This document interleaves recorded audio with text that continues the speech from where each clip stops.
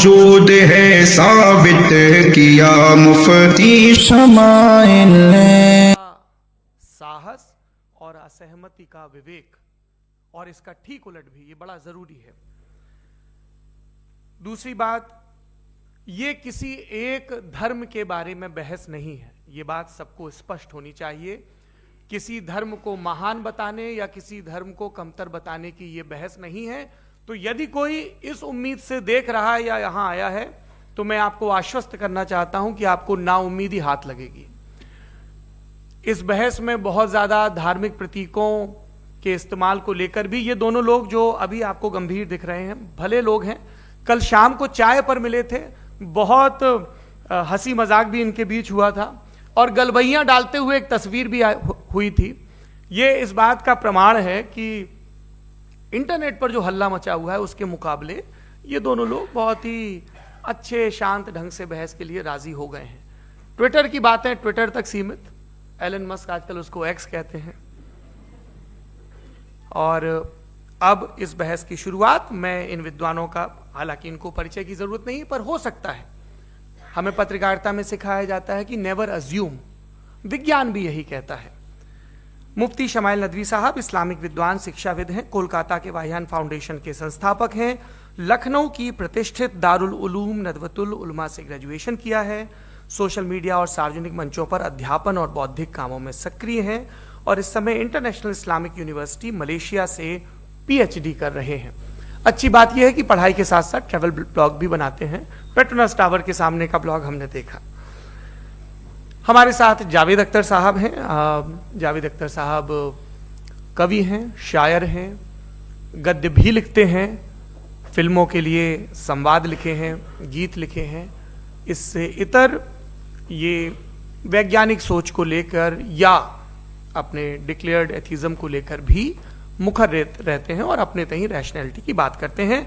देवियों और सज्जनों, डज गॉड एग्जिस्ट?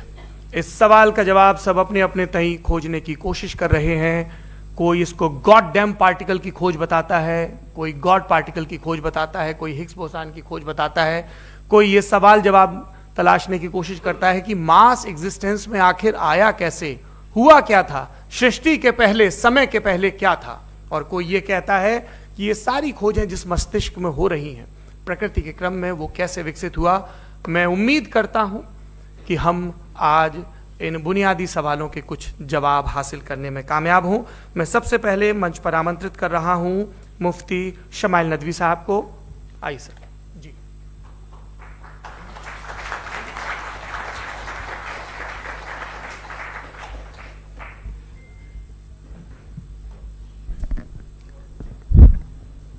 एक आखिरी गुजारिश, आप बोलना शुरू करें। आप लोग प्लीज अपने फोन फ्लाइट मोड पे या साइलेंट मोड पे रखें। एक बार चेक कर लें, कई बार बेध्यानी हो जाती है।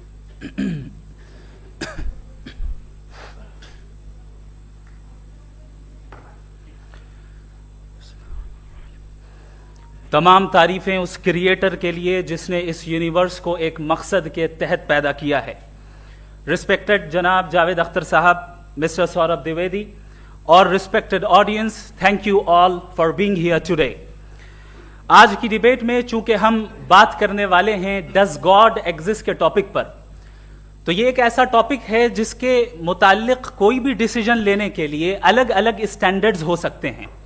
लिहाजा डिबेट के शुरू में यह जरूरी है कि हम ये जान लें कि आज के इस टॉपिक में कौन सा स्टैंडर्ड सही होगा और कौन सा गलत होगा। सबसे पहला स्टैंडर्ड जिसे मैं समझता हूं कि हमारे रिस्पेक्टेड जनाब जावेद अख्तर साहब बड़ी तेजी के साथ उसकी तरफ लपकेंगे, वो है साइंस। जबकि साइंस दर हकीकत खुदा के एग्जिस्टेंस को डायरेक्टली साबित करने या उसके एग्जिस्टेंस को डिनाई करने के लिए स्टैंडर्ड नहीं बन सकती। और उसकी वजह क्या है, ये मैं नहीं कह रहा, ये वो लोग कह रहे हैं जो साइंस के एक्सपर्ट्स हैं। नेशनल एकेडमी ऑफ साइंस कहती है science doesn't have the processes to prove और disprove the existence of God. Why? क्योंकि साइंस का ताल्लुक एम्पेरिकल एविडेंस से है और एम्पेरिकल एविडेंसेस का ताल्लुक हमारे नेचुरल और फिजिकल वर्ल्ड से है, जबकि गॉड नॉन फिजिकल और सुपर नेचुरल रियलिटी है। लिहाजा नॉन फिजिकल रियलिटी को आप उस टूल के साथ नहीं चेक कर सकते जिसका काम फिजिकल रियलिटी को तलाश करना है। लिहाजा आज इस डिबेट में गॉड की एग्जिस्टेंस को साबित करने या उसे डिनाई करने में साइंटिफिक एविडेंस को एक्सेप्ट नहीं किया जाएगा। दूसरा स्टैंडर्ड हो सकता है रेविलेशन, कि रेविलेशन के जरिए हम यह साबित करें कि गॉड एग्जिस्ट करता है या नहीं। लेकिन यह स्टैंडर्ड भी आज इररेलेवेंट है। क्यों? क्योंकि रेविलेशन मेरे नजदीक सोर्स ऑफ नॉलेज है, वैलिड सोर्स ऑफ नॉलेज है, लेकिन हमारे जावेद अख्तर साहब के नजदीक यह वैलिड सोर्स ऑफ नॉलेज नहीं है। लिहाजा आज की डिबेट में मैं एक भी एविडेंस किसी भी मजहबी स्क्रिप्चर से नहीं दूंगा ताकि जावेद अख्तर साहब के लिए वो अनएक्सेप्टेबल ना हो। तीसरा जो मेयार हो सकता है वो है ऑब्जर्वेशन, कि भाई कोई कहे कि हमें खुदा दिखाओ, अगर है तो दिखाओ, या ये कि खुदा के एग्जिस्टेंस पर एम्पेरिकल एविडेंस दो। तो ये है दर हकीकत गलत टूल का इस्तेमाल करना। ये ऐसा ही है कि जावेद साहब मुझसे ये मुतालबा करें कि मुफ्ती साहब आप मेटल डिटेक्टर के जरिए प्लास्टिक डिटेक्ट करके दिखाएं। अब चूंकि प्लास्टिक डिटेक्ट नहीं हो पा रही है लिहाजा plastic does not exist. No, you are using the wrong tool. इस टूल से प्लास्टिक को डिटेक्ट नहीं किया जाता।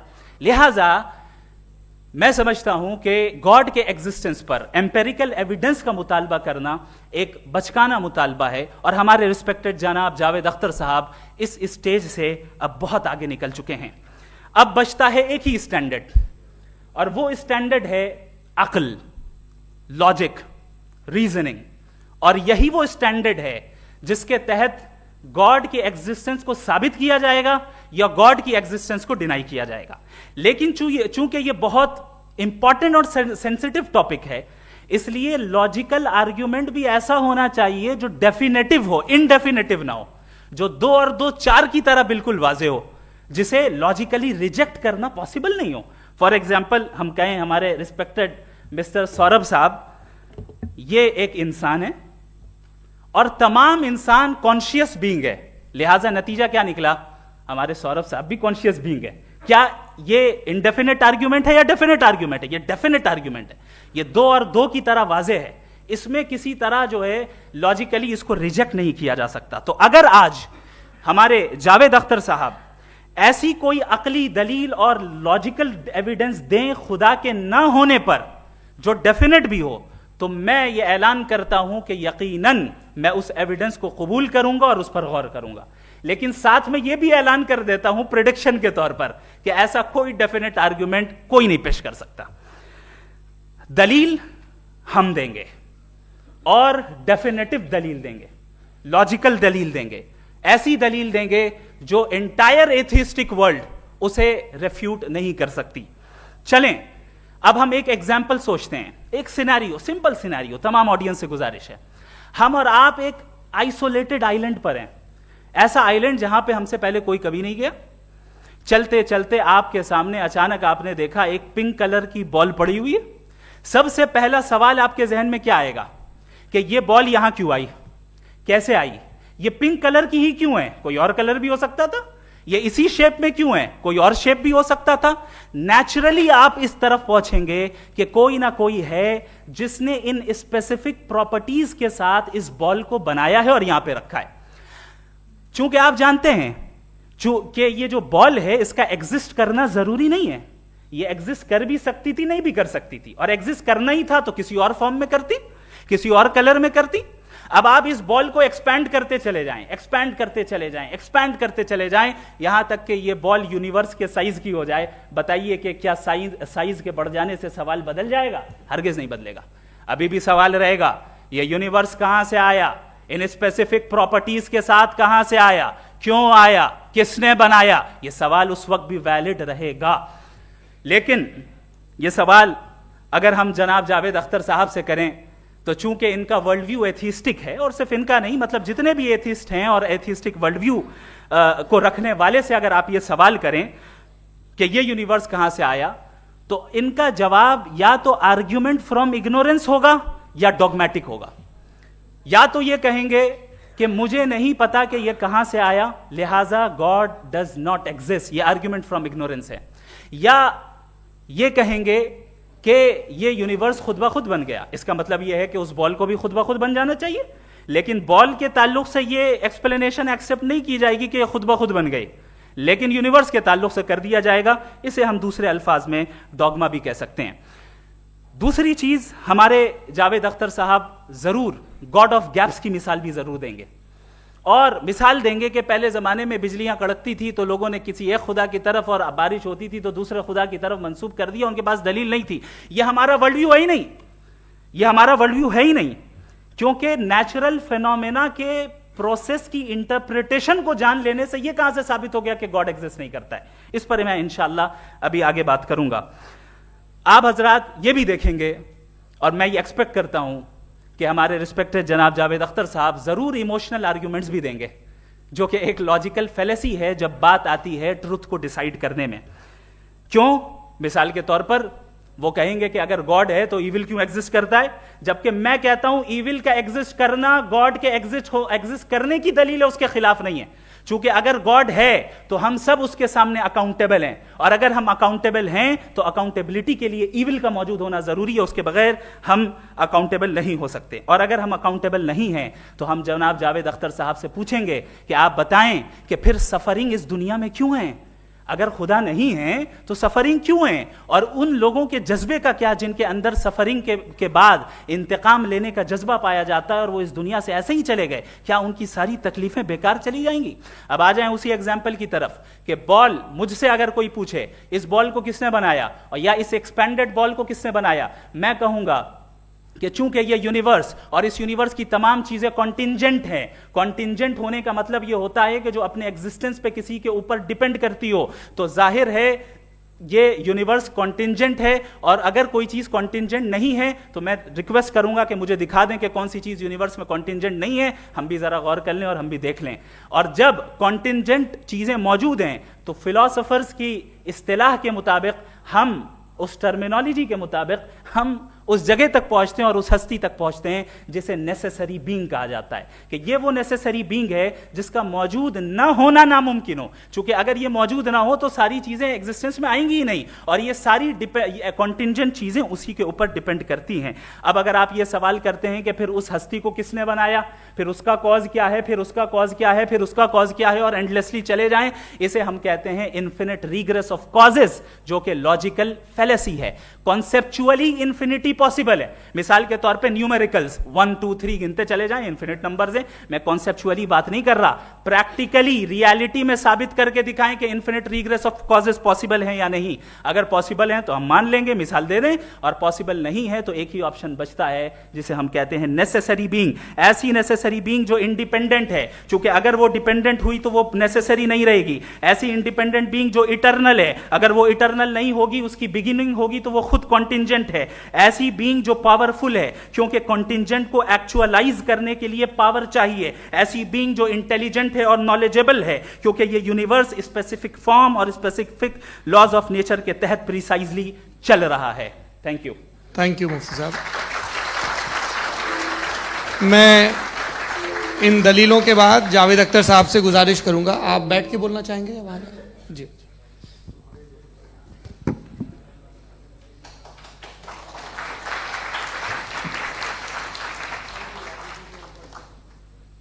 पहले तो मैं मुफ्ती साहब को एक अच्छी खबर देना चाहूँगा कि मेरी नॉलेज साइंस के बारे में बड़ी मामूली है, तो आप फिक्र ना करें उसकी, लेकिन कुछ कॉमन सेंस है मुझ में। देखिए, ये खुदा का तस्वुर कोई नया तस्वुर नहीं है, ये सदियों से रहा है। ये कुछ रिलीजन 3000 साल पुराने होंगे, 4000 साल पुराने होंगे, लेकिन इंसान कोई 10,000 12,000 साल से एग्जिस्ट करता है होमोसेपियन की शक्ल में, और हमेशा कुछ ना कुछ मज़हब रहे। ये मज़हब जाहिलों के नहीं थे, ये मज़हब एक ऐसी ग्रीक सोसाइटी के थे जहाँ बड़े बड़े फिलोसफर्स पैदा हुए। ये मज़हब इजिप्शियंस के थे जिन्होंने पिरामिड्स बनाए थे। ये रोमन्स के थे कि जिनका आर्किटेक्चर और सेनेट यानी पहली बुनियाद डेमोक्रेसी की, लिमिटेड थी मगर डेमोक्रेसी थी, ये उन लोगों ने किए थे। तो इनका जो जुपिटर था, रा था, ज़्यूस था, उन्हें उस पर इतना ही एतमाद था जितना आज किसी मजहबी आदमी को अपने खुदा पे होगा। क्रिश्चियनिटी आने से पहले यूरोप में एक मजहब था, जर्मेनिक रिलीजन। उसका एक खुदा था, उसकी एक बीवी थी, उसके 2 बेटे थे, एक बेटी थी। फिर जर्मनी में जब यूरोप में क्रिश्चियनिटी आई तो वो खुदा, उसकी बीवी और पूरे ख़ानदान चला गया। तो हमने, अगर हम हिस्ट्री देखें तो खुदा जो हैं वो ज़्यादातर फ़नी है, वो हमेशा रहे नहीं। और वो जो लोग इन्हें मानते थे उनको आप कहें वो तो जाहिल थे, उन्हें तो कुछ पता ही नहीं था, ऐसा नहीं है। वो अपने वक्त में बड़े काबिल लोग थे और अपने वक्त में उन्होंने बड़े बड़े काम किए हैं, फिलोसफर्स थे, साइंटिस्ट थे। लेकिन उनका मजहब कहाँ गया, उनके खुदा कहाँ गए? आज जो खुदा हैं दुनिया में लोग उन्हें मानते हैं। आपको क्या मालूम कि कितने बरसों के बाद क्या होने वाला है? हम यूरोप में देखते हैं तो चर्च खाली हैं। तो वक्त के साथ चीज़ें बदलती हैं। जहाँ तक इसका ताल्लुक है मजहबों का, हर मजहब आपसे एक चीज़ मांगता है, फेथ। ये फेथ क्या चीज़ होती है? What is the difference between faith and belief? ये तो बहुत ही अहमखाना बात होगी कि कोई आदमी कहे साहब अगर खुदा है तो मुझे दिखाइए। ये तो जाहिलाना बात हुई। मैंने तो नॉर्थ पोल नहीं देखा है, मगर मैं मानता हूँ कि नॉर्थ पोल है। मैं क्यों मानता हूँ? इसलिए कि अगर ये दुनिया राउंड है तो उसका कोई टॉप होगा। कुछ लोग हैं जो वहाँ गए भी हैं, कॉमन सेंस कहता है कि ऐसा होगा, सबूत है, गवाह है, रीज़न है। तो ये मेरा फेथ नहीं है। तो फेथ में और बिलीफ में डिफरेंस क्या है? जो मजहब मांगता है आपसे, हर मजहब फेथ मांगता है। फेथ का मतलब ये है कि ना कोई गवाह हो, ना कोई सबूत हो, ना कोई रैशनल हो, ना कोई लॉजिक हो, ना कोई प्रूफ हो, मगर तुम एक बात को मानो। ये है फेथ। वरना बिलीफ होता। अगर इसमें कुछ भी सबूत होते, गवाह होते, तो फिर इसे आप बिलीफ कहते। जैसे मेरा बिलीफ है कि नॉर्थ पोल है, मेरा फेथ थोड़ी है। फेथ इन तमाम शर्तों को रद्द करता है। तो फिर स्टुपिडिटी क्या है?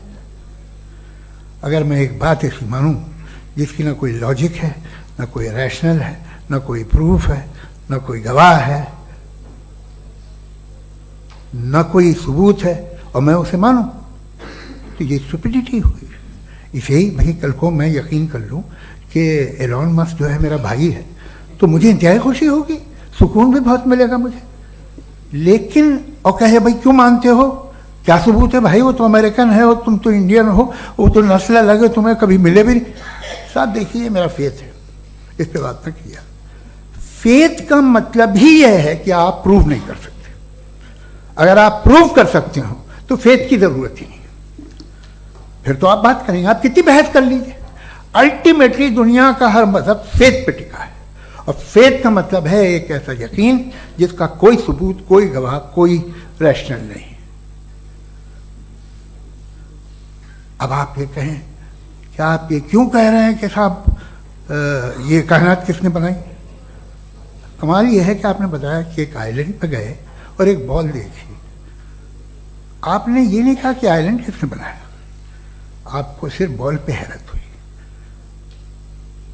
हमने आइलैंड पे हमने हैरत नहीं की, होते हैं आइलैंड। इसी तरह ये आइलैंड है, सितारे, ये गैलेक्सीज, ये सब आइलैंड हैं, खला में। हम उन्हें टेकन फॉर ग्रांटेड लेते हैं, हम पूछते नहीं किसने बनाए। आपने जजीरे के बारे में भी नहीं पूछा है। मेरी पैदाइश कैसे हुई? क्या मैं प्लान्ड पैदा हुआ था? I was plan to be born, या एक लकी स्पर्म था जो किसी एग से चिपक गया? मेरी पैदाइश रैंडम। और इंसाफ जिसे आप कहते हैं, इंसाफ का तो नेचर से कोई वास्ता ही नहीं है। जो आप कहते हैं कि एक दिन इंसाफ करेगा, इंसाफ is a human concept, nature में कोई इंसाफ नहीं। अगर शेर हिरन को खा जाता है तो उसे कोई सजा नहीं मिलती। अगर एक आंधी आती है और हरे भरे पेड़ों को उखाड़ के फेंक देती है तो आंधियों की जेल नहीं होती है। नेचर में इंसाफ नहीं, इसलिए मुझे नेचर को इंसाफ की ज़रूरत भी नहीं, नेचर तमाम एक है। अब हम कहें कि साहब ये देखिए जो मैंने खाना खाया था ये मेरी आँख तो नहीं यूँ कर दिया उसे तो इसे सज़ा मिलने, नहीं, वो सिस्टम है, ऐसे ही चल रहा है। नेचर बगैर इंसाफ के है। इंसाफ इज अ ह्यूमन कॉन्सेप्ट। तो जो आपसे कहता है कि मैं तुम्हें इंसाफ दूंगा वो इंसानी जहन की पैदावार है। ये नेचुरल है ही नहीं, ये आसमानी है ही नहीं। नेचर का तसव्वुर, इंसाफ का तसव्वुर। भाई आप साथ मिलते हैं, अब आप लेफ्ट हैंड ड्राइव करते हैं, ये क्या है? तमाम सच, तमाम नेकी, तमाम शराफत लेफ्ट हैंड ड्राइव है। वरना क्या होगा, या तो आप क्रॉस कर देंगे, आपका एक्सीडेंट हो जाएगा, या आप किसी को मार देंगे, या ट्रैफिक जैम हो जाएगा। झूठ, बेईमानी, रिश्वतखोरी, ये तमाम जो है driving on the wrong side है, इसके ऊपर कुछ नहीं। ये तो हमने बनाया, जैसे हमने लेफ्ट हैंड ड्राइव बनाई है। ये कॉन्सेप्ट ऑफ इंसाफ जो है ये हमारा है, इसका नेचर से कोई वास्ता नहीं। शेर खा जाता है हिरन को, उसे जेल होती है क्या? कुछ भी नहीं, है ही नहीं। तो ये जो दुनिया के रिलीजन प्रॉमिस करते हैं आपसे इंसाफ, इसी से मालूम होता है कि ये मैन मेड है। ये तसव्वुर कहीं और का है ही नहीं। जो नेचर है, कुछ लोग कहते हैं नेचर ही खुदा है, तो नेचर में तो इंसाफ नहीं कहीं। और आप वादा कर रहे हैं कि तुम्हें मरने के बाद इंसाफ मिलेगा। मुझे अगर मिलेगा तो मैं बहुत खुश होऊंगा, लेकिन मैं यकीन नहीं कर पाता हूं, इसलिए कि मैं फेथ नहीं पैदा कर सकता। The very fact that religions demand faith, इसका मतलब है कि उनके पास जस्टिफिकेशन नहीं है। अच्छा साहब, फिर रिलीजन अगर मॉडरेशन में है, कोई सा भी नहीं, वो आप में कुछ खूबियां भी पैदा करता होगा, देखिए उससे ये फ़ायदा है, वो फ़ायदा है। अल्कोहल जो है वो ज़्यादातर दवाओं में यूज़ होती है, और एक सर्वे किया गया था अमेरिका में कि लॉन्जिटिविटी किन लोगों की है। तो एक तरफ वो लोग थे जो शराब पीते ही नहीं थे, और एक तरफ वो थे जो एक बोतल शराब रोज़ पीते थे। सबसे ज़्यादा लंबी उम्र उनकी है जो 2 पैक नाप के शराब पीते और खाना खाते हैं। मगर हम शराब को बुरा समझते हैं, मैं भी बुरा समझता हूँ। क्यों? ऐसा होता नहीं। कुछ चीज़ों में आदत होती है कि वो बढ़ती है।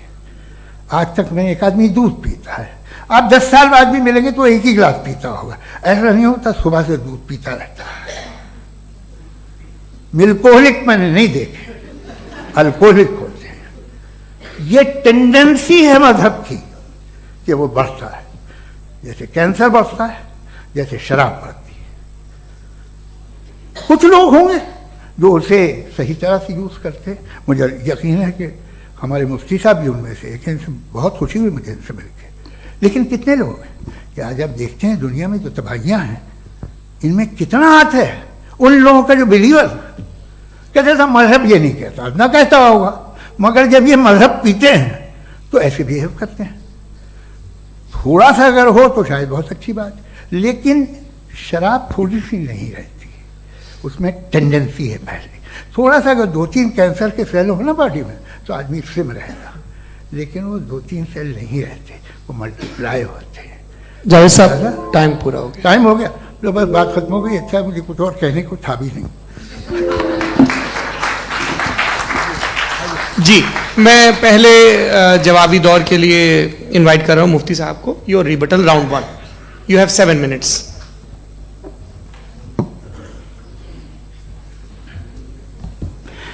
Thank you very much Javed साहब, आपकी बात को सुनकर बड़े महजूज हुए हम लोग। महजूज, do you understand? We enjoy. Okay, अब थोड़ा सा लॉजिकली उसको हम लोग देखते हैं। दरअसल हम लोगों ने कल गुजारिश की थी मुफ्ती साहब से भी, जावेद साहब से भी, कि हिंदुस्तानी जबान आम फहम सबको समझ में आ जाए, और जहां कहीं आप मुश्किल शब्द इस्तेमाल करें वहां बताते भी चलें। Thank you. तो सबसे पहले हमारे रिस्पेक्टेड जावेद साहब ने हवाला दिया कि खुदा फानी है। कितने मजहब आगे चले गए, किसी ने जुपिटर को खुदा माना, किसी ने किसी को माना। मैं कहता हूं जिसने कॉन्टिंजेंट चीज को खुदा माना, गलत माना, वो खुदा ही नहीं, वो खुदा ही नहीं है। हम तो नेसेसरी बीइंग को साबित करने बैठे हैं, वो नेसेसरी कॉज जो इटरनल है, जो अबदी भी है और अजली भी है। हम किसी और को साबित करने नहीं बैठे। दूसरी चीज उन्होंने कहा कि फेथ एंड बिलीफ, ये एक ऐसी डेफिनेशन है फेथ की जो इन्होंने पहली मर्तबा पेश की है, या माफ कीजिएगा इन्होंने पहली मर्तबा पेश नहीं की है, रिचर्ड डॉकिंस ने पहली मर्तबा पेश की है। मुझे मालूम है ये सोर्स कहां से है। एपिस्टेमोलॉजिकली फेथ और बिलीफ का फर्क आप इस तरह नहीं कर सकते सर। फेथ सही भी होता है, गलत भी होता है, बिलीफ सही भी होता है, गलत भी होता है। जो लॉजिक, रीजन और एविडेंस से बैक्ड होगा वो फेथ सही होगा। और आप जिस फेथ की बात कर रहे हैं कि इलॉजिकल है और उसके पीछे नहीं है, तो we are on the same page. हम नहीं मानते उस फेथ को, जो फेथ ऐसा हो जिसके पीछे कोई लॉजिक ना हो, एविडेंस ना हो, हम नहीं मानते। हम तो उस फेथ के कायल हैं जिसके पीछे लॉजिक हो और एविडेंस हो। तो बिलीफ सही भी होता है, गलत भी होता है, फेथ भी सही होता है और गलत भी होता है। तो आज फेथ और बिलीफ के डिफरेंस पे बात नहीं हो रही। आज आप चाहे फेथ एक्सेप्ट कर लें या बिलीफ एक्सेप्ट कर लें, आज ये बात होगी कि ट्रूथ क्या है, चाहे ट्रू बिलीफ सही है या ट्रू फेथ सही है, और फॉल्स फेथ क्या है और फॉल्स बिलीफ क्या है, बात इस पे हो रही। दूसरी चीज इन्होंने पूछा स्टुपिडिटी फिर क्या है। अगर फेथ रिलीजन स्टुपिडिटी नहीं है तो और क्या है? चूंकि फेथ का मुतालबा करते हैं तो स्टुपिडिटी क्या है? मैं कहता हूं स्टुपिडिटी एथिज्म है। उसकी वजह यह है कि आप एक सड़क पे जा रहे हो और आप किसी गार्डन में जाएं और देखें वहां लिखा है फूलों के साथ I love Javed Akhtar, and I really do, I love you sir. So जब आप वहां पर पहुंचे तो वहां पहुंचकर अब ये बताएं, क्या आप ये कहेंगे वाह व्हाट अ नेचुरल सिलेक्शन? ये क्या नेचुरल सिलेक्शन है? नहीं, ये प्रिसाइजली डिजाइंड है, इसके पीछे डिजाइनर है। लिहाजा अगर कोई एक ऐसी कॉमन सेंस की बात को कबूल नहीं कर रहा है कि यूनिवर्स जो इतने प्रिसाइजली काम कर रहा है, हम कह दें कि खुद ब खुद बन गई, मैं समझता हूं इससे बड़ी स्टुपिडिटी और कुछ नहीं है। ये रैशनल चीज है। फिर हमारे सर ने कहा कि आपने बॉल पे फोकस किया, आइलैंड पे फोकस नहीं किया। अरे आइलैंड को किसने बनाया यही समझाने के लिए तो बॉल की मिसाल दे रहा हूं। और बॉल भी कॉन्टिंजेंट है, आइलैंड भी कॉन्टिंजेंट है, दोनों नेसेसरी बीइंग का मुतालबा करते हैं। आगे इन्होंने कहा कि नेचर में कोई इंसाफ नहीं है। हम डिसाइड करते हैं कि मोरालिटी क्या होती है, इंसाफ क्या होता है। हम डिसाइड करते हैं, जैसे ड्राइविंग सीट में ट्रैफिक वाला, ये तो किसी खुदा ने नहीं कहा, ये है, इसे कहते हैं फॉल्स इक्विवेलेंस। ये एक लॉजिकल फेलेसी है। आपने जो है मिसाल दी ड्राइविंग की और ट्रैफिक की, ये सब्जेक्टिव मोरालिटी है। आप सब्जेक्टिव मोरालिटी को मिसाल बनाकर ऑब्जेक्टिव मोरालिटी के ऊपर नहीं थोप सकते। इंसाफ की ऑब्जेक्टिव मोरालिटी। अगर आप ये कहते हैं कि नेचर में इंसाफ नहीं है तो इंसाफ का न होना ये नेचुरल हुआ, तो फिर नेचर को नेचर रहने दे, क्यों हम इतना स्ट्राइव कर रहे हैं दुनिया में इंसाफ लाने के लिए? ये तो इलॉजिकल बात है, इरैशनल बात है। इसलिए बहुत सी चीजें ऐसी हैं जो ऑब्जेक्टिवली जो है इविल या गुड हैं, और बहुत सी चीजें ऐसी हैं जो सब्जेक्टिवली हैं। सब्जेक्टिवली जो मोरल होता है या इमोरल होता है उसको हम सोशल कंसेंसस से या पर्सनल प्रेफरेंस से डिसाइड करते हैं। लेकिन जो ऑब्जेक्टिव मोरालिटी है जिसमें इंसाफ आया, जो इन्होंने बार बार रिपीट किया, ये ऑब्जेक्टिव है, सब्जेक्टिव नहीं है। अगर आप कहते हैं ये सब्जेक्टिव है तो मेरा सवाल आपसे ये है, क्या सोशल कंसेंसस के जरिए अगर जुल्म को सही करार दे दिया जाएगा तो आप जुल्म को जस्टिफाई करेंगे? दूसरी चीज इन्होंने यह कहा कि 2 पैक शराब पी लें तो वो उतने पे नहीं रहता, बढ़ जाता है। यही मामला मजहब के साथ है। 2 पैक आप पी लें बढ़ेगा। तो ये एक ऐसी मिसाल है, इसको कहीं भी फिट कर लें कि आप एथिज्म पे जब फिट करें, जब आप 2 पैक एथिज्म का लेंगे ना तो वो बढ़ बढ़ के नॉर्थ कोरिया बनेगा। Thank you.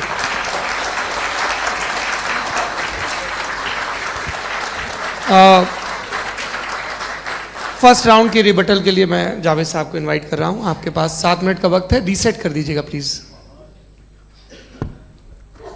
मुझे इस बात की खुशी है कि मुफ्ती साहब ने भी मान लिया कि नेचर में कोई इंसाफ नहीं है। तो कोई भी चीज़ जो इंसान ने नहीं बनाई है उसमें इंसाफ नहीं होता है। एक बात मैं आपसे अर्ज़ करूँ, ज़रा पता लगा लीजिएगा, ये जो आप बाग में जाते हैं बेहद खूबसूरत फूल देखते हैं ना, इनमें से कोई नेचुरल नहीं है। ये सारे फूल क्रॉस करके बनाए गए हैं। जो जंगल में फूल होते हैं निहायत मामूली होते हैं। ये फूल इंसानों ने बनाए हैं। जो आप बाग में देख के वाह वाह कहते हैं, ये इंसानों के बनाए हुए हैं। डिफरेंट फूलों को क्रॉस करके, डेवलप करके, फिर क्रॉस करके इस तरह से बनाए गए। नेचुरल फ्लावर नहीं। किसी जंगल वीरान में जाके आप गुलाब के फूल नहीं देखेंगे, ये सब बनाए हुए इंसान ने। बहुत से काम इंसान ने किए हैं। बाकी है कि आपने मेरी एक बात का जवाब नहीं दिया, जिससे मुझे शिकायत है कि फेथ क्या है और आप फेथ मांगते क्यों हैं मुझसे? आप तो लॉजिकल हैं, आपके पास तो सारे रैशनल हैं, आपके पास सारे सबूत हैं, तो आपको फेथ की डिमांड क्यों करते हैं कि भाई तुम सरेंडर कर दो और सवाल मत करो? कोई मजहब सारे सवाल करने की इजाजत नहीं देता है और मना करता है कि दादा सवाल ना करो, बह जाओगे तुम। आप क्यों रोकते हैं? हकीकत यह है कि इंसानी तारीख क्या है। इंसानी तारीख ये है कि दुनिया में दो तरह के लोग हुए हैं। एक वो जिन्होंने अपनी लाइल्मी की परस्तिश की है, दूसरे वो जिन्होंने अपनी इग्नोरेंस या लाइल्मी से झगड़ा किया है और मालूम किया है कि क्या है। ये जो आप कह रहे हैं, आज आप हैरान हैं कि भाई ये यूनिवर्स कैसे बनी। लोग हैरान थे कि सूरज डूबता है तो इधर से कैसे निकलता, और आप एक कदम जाके हमेशा का मानने को तैयार है, एक कदम पीछे ही मान जाइए। भाई आप इसके बाद जाते हो, कहते सवाल ना करना कि ये कहाँ से आया, ये पावर तो हमेशा से हमेशा रहेगी। तो आप यूनिवर्स के बारे में मानने में क्या तकलीफ है? एक कदम पहले रुक जाइए, ये हमेशा से थी या नहीं थी हमें मालूम नहीं है। और ये कहना कि हमें मालूम नहीं है, कमाल ये है कि दुनिया के सारे मजहब सब जानते हैं ये दुनिया कैसे बनी थी, कैसे मिटेगी, मरने के बाद क्या होगा, इनको सब इल्म है।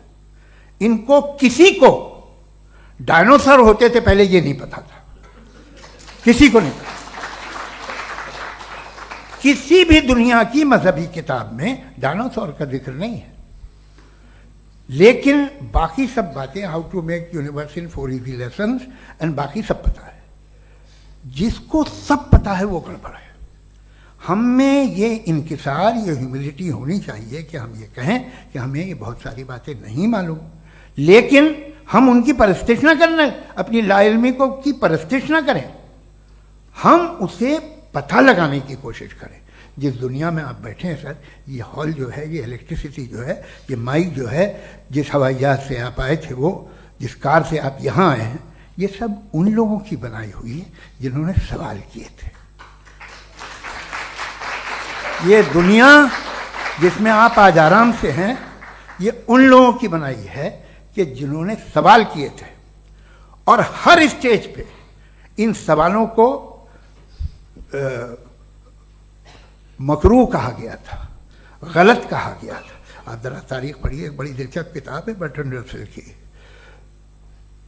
जिसमें उसने रिलीजन एंड साइंस कि कब से रिलीजन जो है साइंस के अगेंस्ट है, और हद तो यह है कि भाप के इंजन के खिलाफ थे, स्टीम इंजन के भी खिलाफ थे, और फतवे हुए उन पे, वेटिकन ने दिए। तो ये हमेशा, अभी जैसे ही ये राइट विंगर आते हैं अमेरिका में पावर में, तो वो जो अपना ये क्या बोलते हैं उसे, सीड क्या बोलते हैं, सीड क्या जो, हाँ नहीं सीड जो होते हैं जिन पे जी, नहीं भाई, वो जो ह्यूमन बॉडी के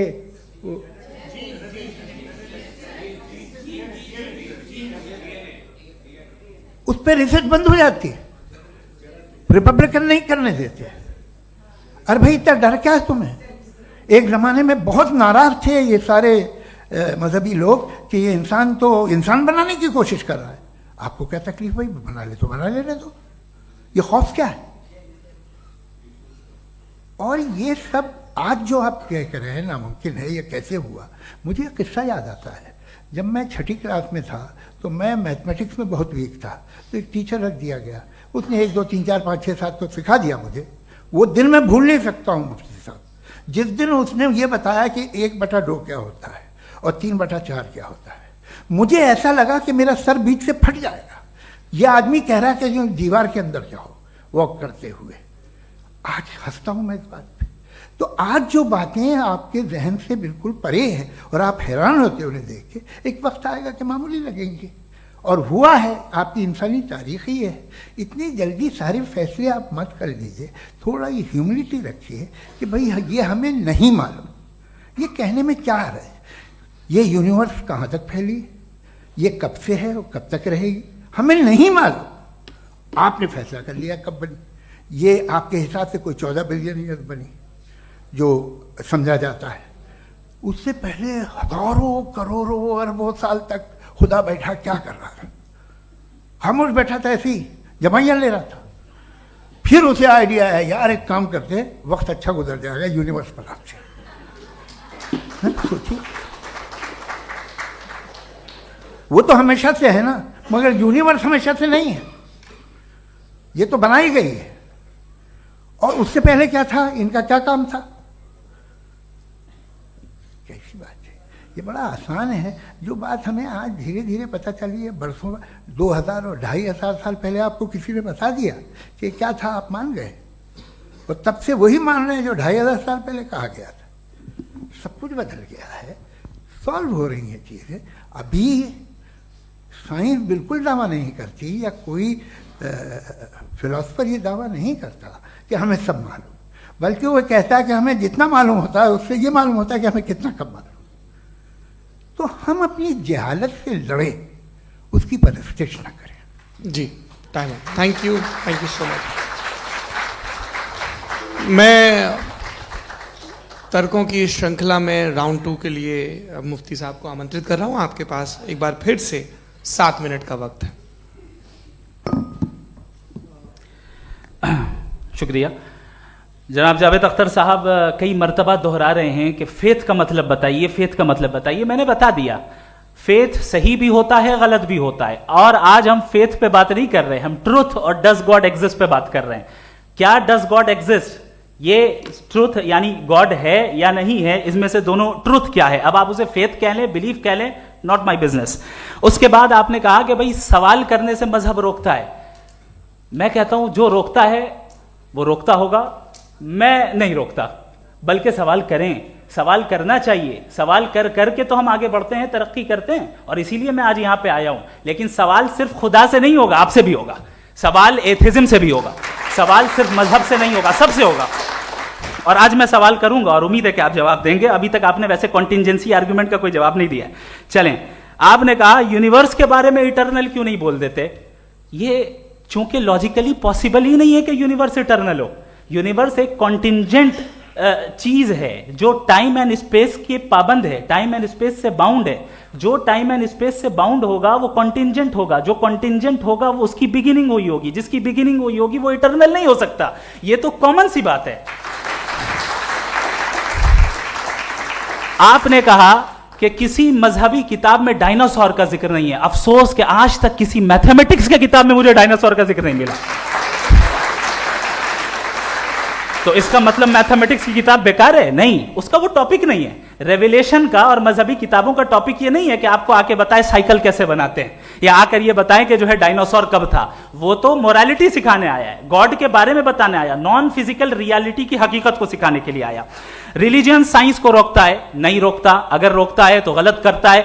रिलीजियन साइंटिज्म को रोकता है, जिसमें हमारे जावेद साहब मुब्तला हैं। साइंस और साइंटिज्म में फर्क है। साइंटिज्म यह है कि आप समझें कि साइंस और साइंटिफिक मेथोडोलॉजी ये नॉलेज को हासिल करने का वाहिद सोर्स ऑफ नॉलेज है। यह है साइंटिज्म। हम इसे रिजेक्ट करते हैं। हम साइंस को तो तरक्की करते हैं, भाई आप हमारी पूरी तारीख कर लें, पढ़ लें तो आपको पता चल जाएगा। बहरहाल ये अलग टॉपिक है। उसके बाद इन्होंने एक लफ्ज कहा, वेटिकन ने फतवा दिया। वेटिकन का फतवे से कोई ताल्लुक नहीं है, दोनों कॉन्ट्राडिक्टरी अल्फाज हैं। उसके बाद उन्होंने कहा कि भाई हमें नहीं मालूम। अगर नहीं मालूम तो क्लियरली कह देना कि नहीं मालूम है, इसमें क्या हरज है। तो वही तो मैं कह रहा हूं ना कि आप कह दें कि नहीं मालूम, लेकिन क्लेम क्यों कर रहे हैं कि गॉड एग्जिस्ट नहीं कर रहा है। आप कह दें नहीं मालूम है, हो सकता है हो सकता ना हो, लेकिन आप क्लेम कर रहे हैं। The moment you say God does not exist, this is a claim, and now the burden of proof is upon you too, जैसे हमारे ऊपर है। और क्यों है मैं बताता हूं, क्यों है ये भी मैं बताता हूं। फिलोसॉफिकली जो क्लेम होता है ना, सिर्फ ये नहीं होता कि इंसान कहे पॉजिटिव क्लेम करे और नेगेटिव क्लेम करे तो बर्डन ऑफ प्रूफ नहीं है। आप मिसाल के तौर पे मैं कहूं कि फुला उस कमरे में कोई नहीं है, मैंने एक नॉलेज का क्लेम किया है। उस कमरे में कोई नहीं है, मैंने एक नॉलेज का क्लेम किया। या तो मैं कहूं मुझे नहीं पता, हो भी सकता है नहीं भी हो सकता है, this is not a claim. लेकिन जब मैं कह रहा हूं कि वहां कोई नहीं है या मैं कह रहा हूं वहां कोई है, दोनों क्लेम है और दोनों के ऊपर बर्डन ऑफ प्रूफ है, हमारे ऊपर भी बर्डन ऑफ प्रूफ है। मैंने कंटिजेंसी आर्ग्यूमेंट दिया, इसे तोड़कर दिखाइए। आखिरी चीज, इन्होंने कहा कि खुदा दुनिया बनाने से पहले 150 साल पहले या करोड़ों साल पहले क्या कर रहा था। अरे हजरत, चलें, बहरहाल मैं जवाब दे देता हूं। आप हमारे रिस्पेक्टेड पर्सनालिटी हैं, अगर आप नहीं होते तो मैं ऐसे एंटरटेन ही नहीं करता। टाइम, ये 100 साल पहले या 100 साल बाद, पहले बाद में अभी, ये वो अल्फाज हैं जिनका ताल्लुक टाइम से है। टाइम शुरू ही हुआ है यूनिवर्स की बिगिनिंग के बाद, तो उसके पहले खुदा क्या कर रहा था? सवाल इलॉजिकल है, ये फेलेसी है। यानी आप ये कह रहे हैं कि यूनिवर्स के बनने से पहले खुदा क्या कर रहा था? टाइम के बनने से पहले, पहले का ताल्लुक टाइम से, टाइम उस वक्त था ही नहीं, तो ये सवाल ही इनवैलिड है खुदा के ताल्लुक से। दूसरी चीज, आर्ग्यूमेंट ऑफ कंटिजेंसी जो मैंने आपके सामने पेश की है, आपने बार बार ये प्रूफ किया और ये कह रहे हैं कि गॉड ऑफ गैप्स। देखिए, पहले नहीं मालूम था, साइंस ने कर दिया। सिंपल्स की मिसाल से मैं समझा देता हूं। जिस गैप्स की आप बात कर रहे हैं ना, साइंस उन गैप्स को जिन चीज के जरिए भी प्रूव करेगा वो कॉन्टिंजेंट ही होगा, अब चाहे वो फोर्स हो, मैटर हो या एनर्जी हो। लिहाजा सवाल हमारा उस वक्त भी वैलिड होगा जब तक कि आप नेसेसरी बीइंग पे ना आ जाएं, और इन्फिनिट रिग्रेस पॉसिबल नहीं है of causes in practical world, तो जाहिर है कहीं रुकना पड़ेगा, जहां रुकेंगे वही खुदा है। दूसरी चीज, आपने ये कहा, क्या कह रहा था मैं, किस पॉइंट को? What?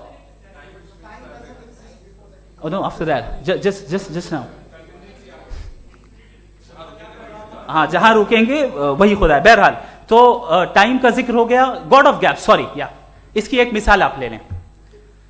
एक कार है, एक साहब ने देखा कि भाई कार जो है उसके व्हील्स कितने अच्छे लगे हुए हैं सही जगह पे, स्टीयरिंग जो है कितने अच्छे जगह पे लगी हुई है, और सीट्स कितने वेल डिजाइंड है, कितनी प्रिसाइजली ये कार काम कर रही है, तो जरूर कोई ना कोई इसे क्रिएट किया है, किसी ने क्रिएट किया है। अब जावेद साहब आए और कहे, अरे जनाब बोनेट खोलिए, इसमें इंजन है, इंजन इस कार को चला रहा है, hence prove no one has created the car. This is illogical, this is irrational.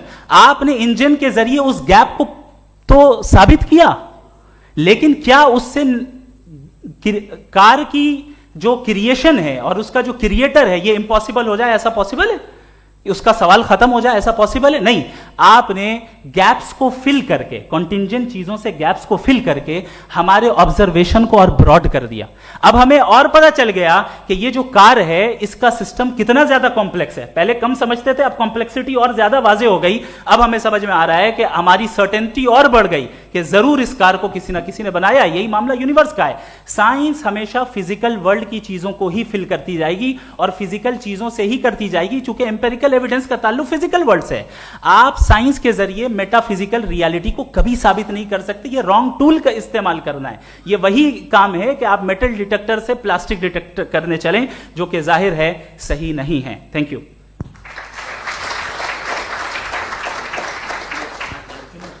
जी, ये आर्ग्यूमेंट का राउंड 2 है। हाँ। 7 मिनट है।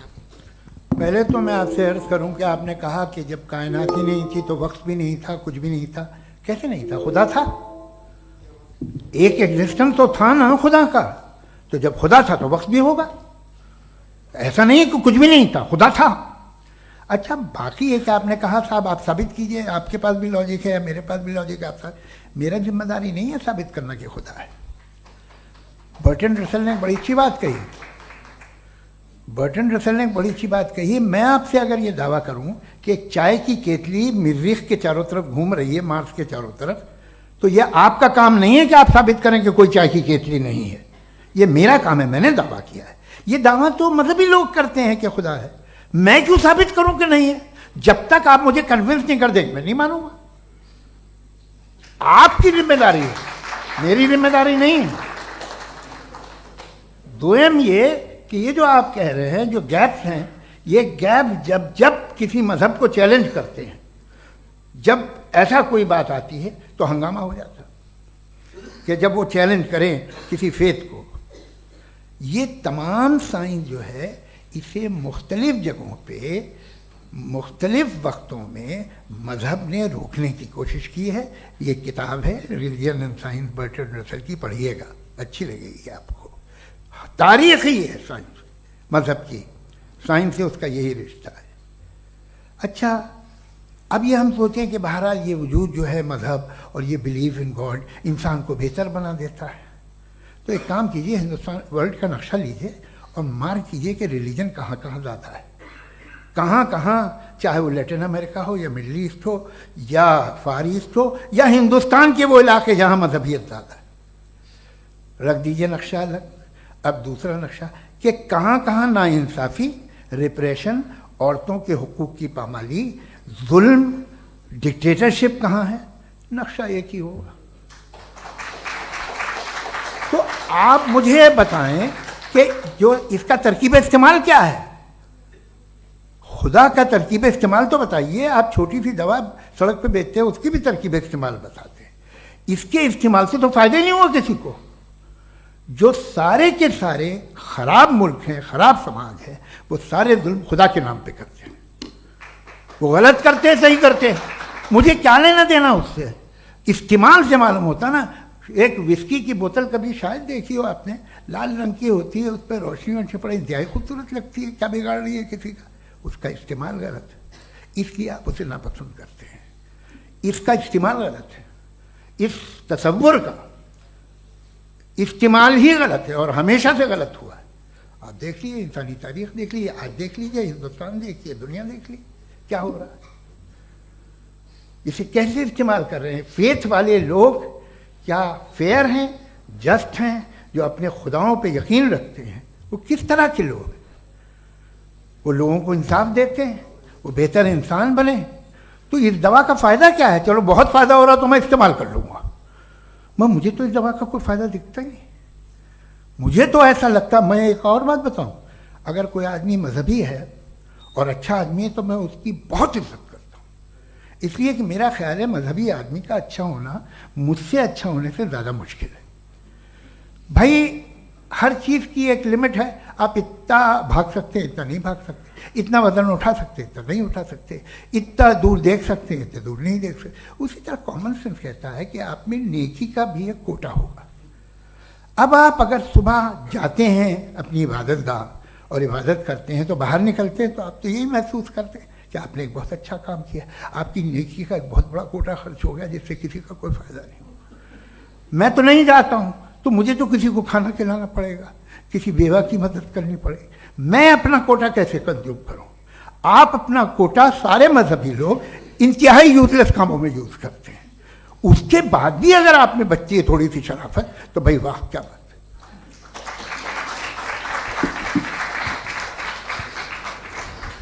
है। एक तो मुझे ये बात बहुत अच्छी लग रही है कि दोनों ही विद्वान समय को मानते हैं और बहुत समय से अपनी दलीलें और बाज़ दफ़ा समय से पहले अपनी तकरीरें पूरी करके अपनी अपनी कुर्सी पर बैठ रहे हैं।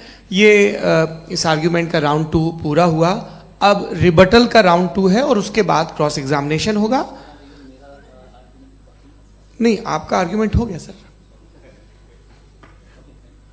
हमारे यहाँ स्कूल के सिलेबस में पंच परमेश्वर कहानी पढ़ाई जाती है, प्रेमचंद जी की लिखी हुई। आप निश्चिंत रहिए, आपके कोई राउंड में मिस नहीं होने दूंगा। रिबटल का राउंड 2 मुफ्ती शमाइल नदवी साहब।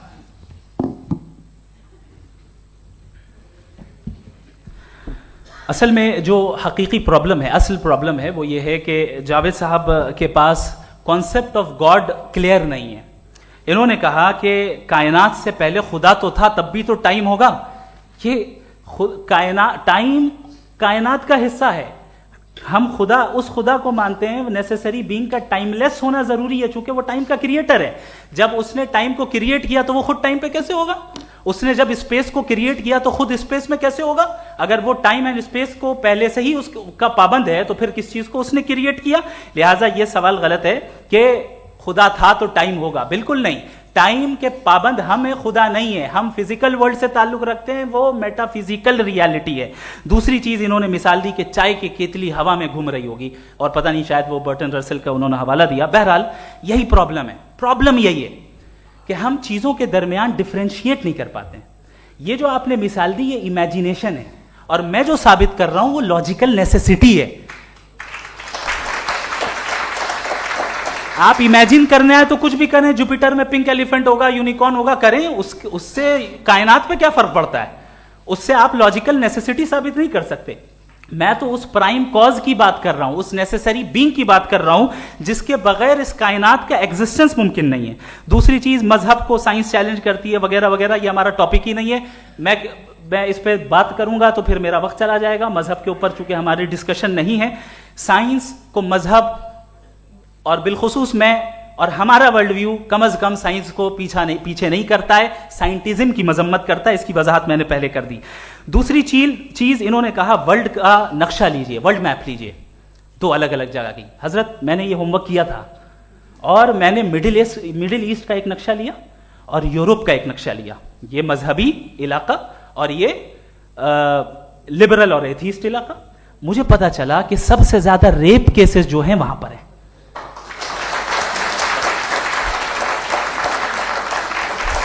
मुझे यह पता चला यूएन की रिपोर्ट के मुताबिक, मैं ये अपने घर से नहीं लेके आ रहा, कि जो वर्किंग वुमेन है यूरोपियन कंट्रीज में, उसमें 81% वुमेन सेक्सुअल हैरेसमेंट का वर्क में शुमार हो रही है। ये मिडिल ईस्ट में नहीं हो रहा है, वो मजहबी लोग हैं इसलिए नहीं हो रहा है। दूसरी चीज, आपने ये कहा कि मजहबी आदमी का अच्छा होना हमारे अच्छे होने से बहुत मुश्किल है, बहुत मुश्किल है। तो इसका मतलब यह है कि गॉड के अलावा आपके पास अच्छे और बुरे का कोई स्टैंडर्ड है। मैं चाहूंगा कि कन्वर्सेशनल स्टाइल वाली डिस्कशन और सेगमेंट पे इसी पे बात कर लेते हैं। Thank you very much.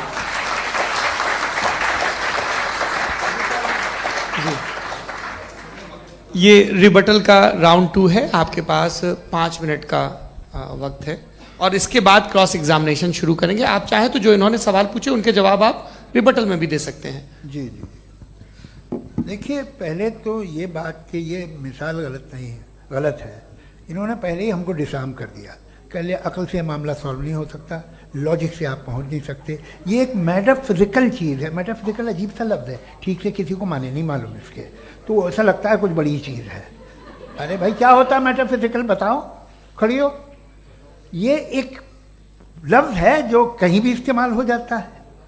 जब आप एक बात कर रहे हैं और आप मुझसे बहस कर रहे हैं तो मुझे मेटाफिजिकल मत बताइए, आप लॉजिकली मुझे प्रूफ किए। और अगर लॉजिकली आप नहीं बात करते साहब ये मेटाफिजिकल है, तो फिर हम आप बात क्या कर रहे हैं? मेरा आपका किस ज़बान में कॉन्वर्सेशन होगा? और ये कहना कि वक्त पहले नहीं था, तो फिर क्यों कहते हैं ये हमेशा से और हमेशा रहेगा? हमेशा वक्त है, तो आप कैसे कहते हैं वो हमेशा से है और हमेशा रहेगा? हमेशा का मतलब है कोई वक्त, अगर वक्त ही नहीं है तो हमेशा कैसे? बाहर वो रहेगा। अब मैं ये देखता हूँ, आपने कहा ना कि वहाँ रेप ज़्यादा होते हैं, तो हम एक बात देखते हैं कि ये दुनिया जिस पे वो कादर मुतलक है, जिसकी मर्ज़ी के बगैर पत्ता भी नहीं हिलता, ओमनीपोटेंट है, ये दुनिया चल कैसे रही है? और इस दुनिया का हाल क्या है? 45,000 बच्चे जो 10 साल की उम्र से कम थे वो गाजा में मरे। भूख से काला हांडी में बच्चे मरते हैं और डिप्थेरिया से मरते हैं। डिप्थेरिया अजीब मर्ज है, गले में जाली बनना शुरू होती है, बच्चा नीला हो जाता है, गरीब का बच्चा, इसलिए कि उपास इलाज में। ये कादर मुतलक है जो चाहे कर दे। इससे आप दुआएं मांगते हैं हमारी ये काम कर दे वो कर दे, तो इसका मतलब डे टू डे लाइफ में वो इंटरफेयर करता है और ये देख रहा है वो। अगर वो वाकई भी है फॉर डिस्कशन सेक, तो मैं जब दुनिया देखता हूं तो मेरे दिल में उसके लिए कोई इज्जत नहीं पैदा होती। ये क्या कर रहे हो तुम पूरे ऑल पावरफुल हो, ओमनीपोटेंट हो, ओमनी प्रेजेंट हो। तुम तो वहां गाजा में रहे होगे ना, तुम हर जगह हो।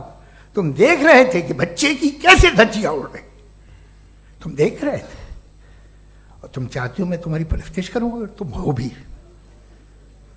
अरे यार, इसके अच्छे तो हमारे चीफ प्राइम मिनिस्टर हैं, कुछ तो ख्याल करते हैं। कमाल है, आप किसकी इबादत कर रहे हैं? अगर वो है भी, ये दुनिया नाइंसाफी से, जुल्म से, जबर से, तशद्दुद से भरी हुई। और आप ये मत कहिएगा कि वो देख रहा है और वो बताएगा एक दिन। अगर वो देख रहा है और इंटरफेयर नहीं करता तो आप दुआ क्यों मांगते?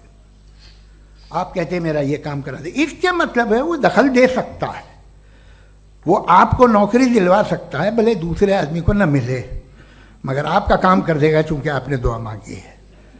तो जब वो आपको नौकरी दिला सकता है, लड़की की शादी कर सकता है, बेटे को ग्रीन कार्ड दिलवा सकता है, तो कम से कम ये जो मर रहे हैं बच्चे, इनको रोक दे, कुछ तो करे। मुझे तो दुनिया में, इस दुनिया का कोई मालिक है, इसका ओमनीपोटेंट कोई रूलर है, और ये दुनिया ऐसी चल रही है। मैं तो चाहूँगा कि भाई ना हो, अगर हो तो बड़ी शर्मिंदगी की बात है। शुक्रिया।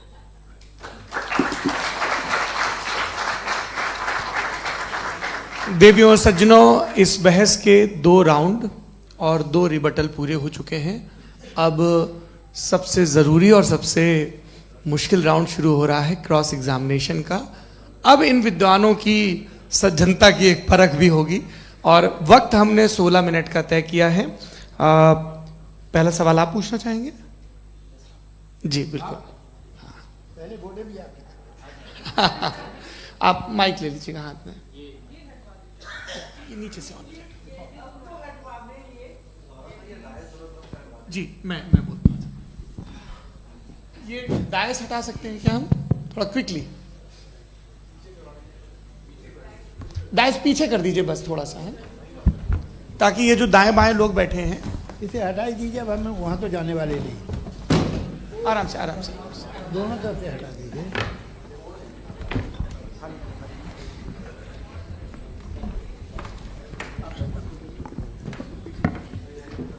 इस बीच आप लोग भी अपने अपने सवाल तैयार कर लें। ये ध्यान रखेंगे कि मैं यहाँ से सवाल लूँगा, आप लोगों को अपना हाथ ऊपर करना है, अपना नाम बताना है, और अधिकतम 3 वाक्यों में अपना सवाल पूरा करना है। कई लोग सवाल की जगह भाषण देने लगते हैं, उससे आज बचना है।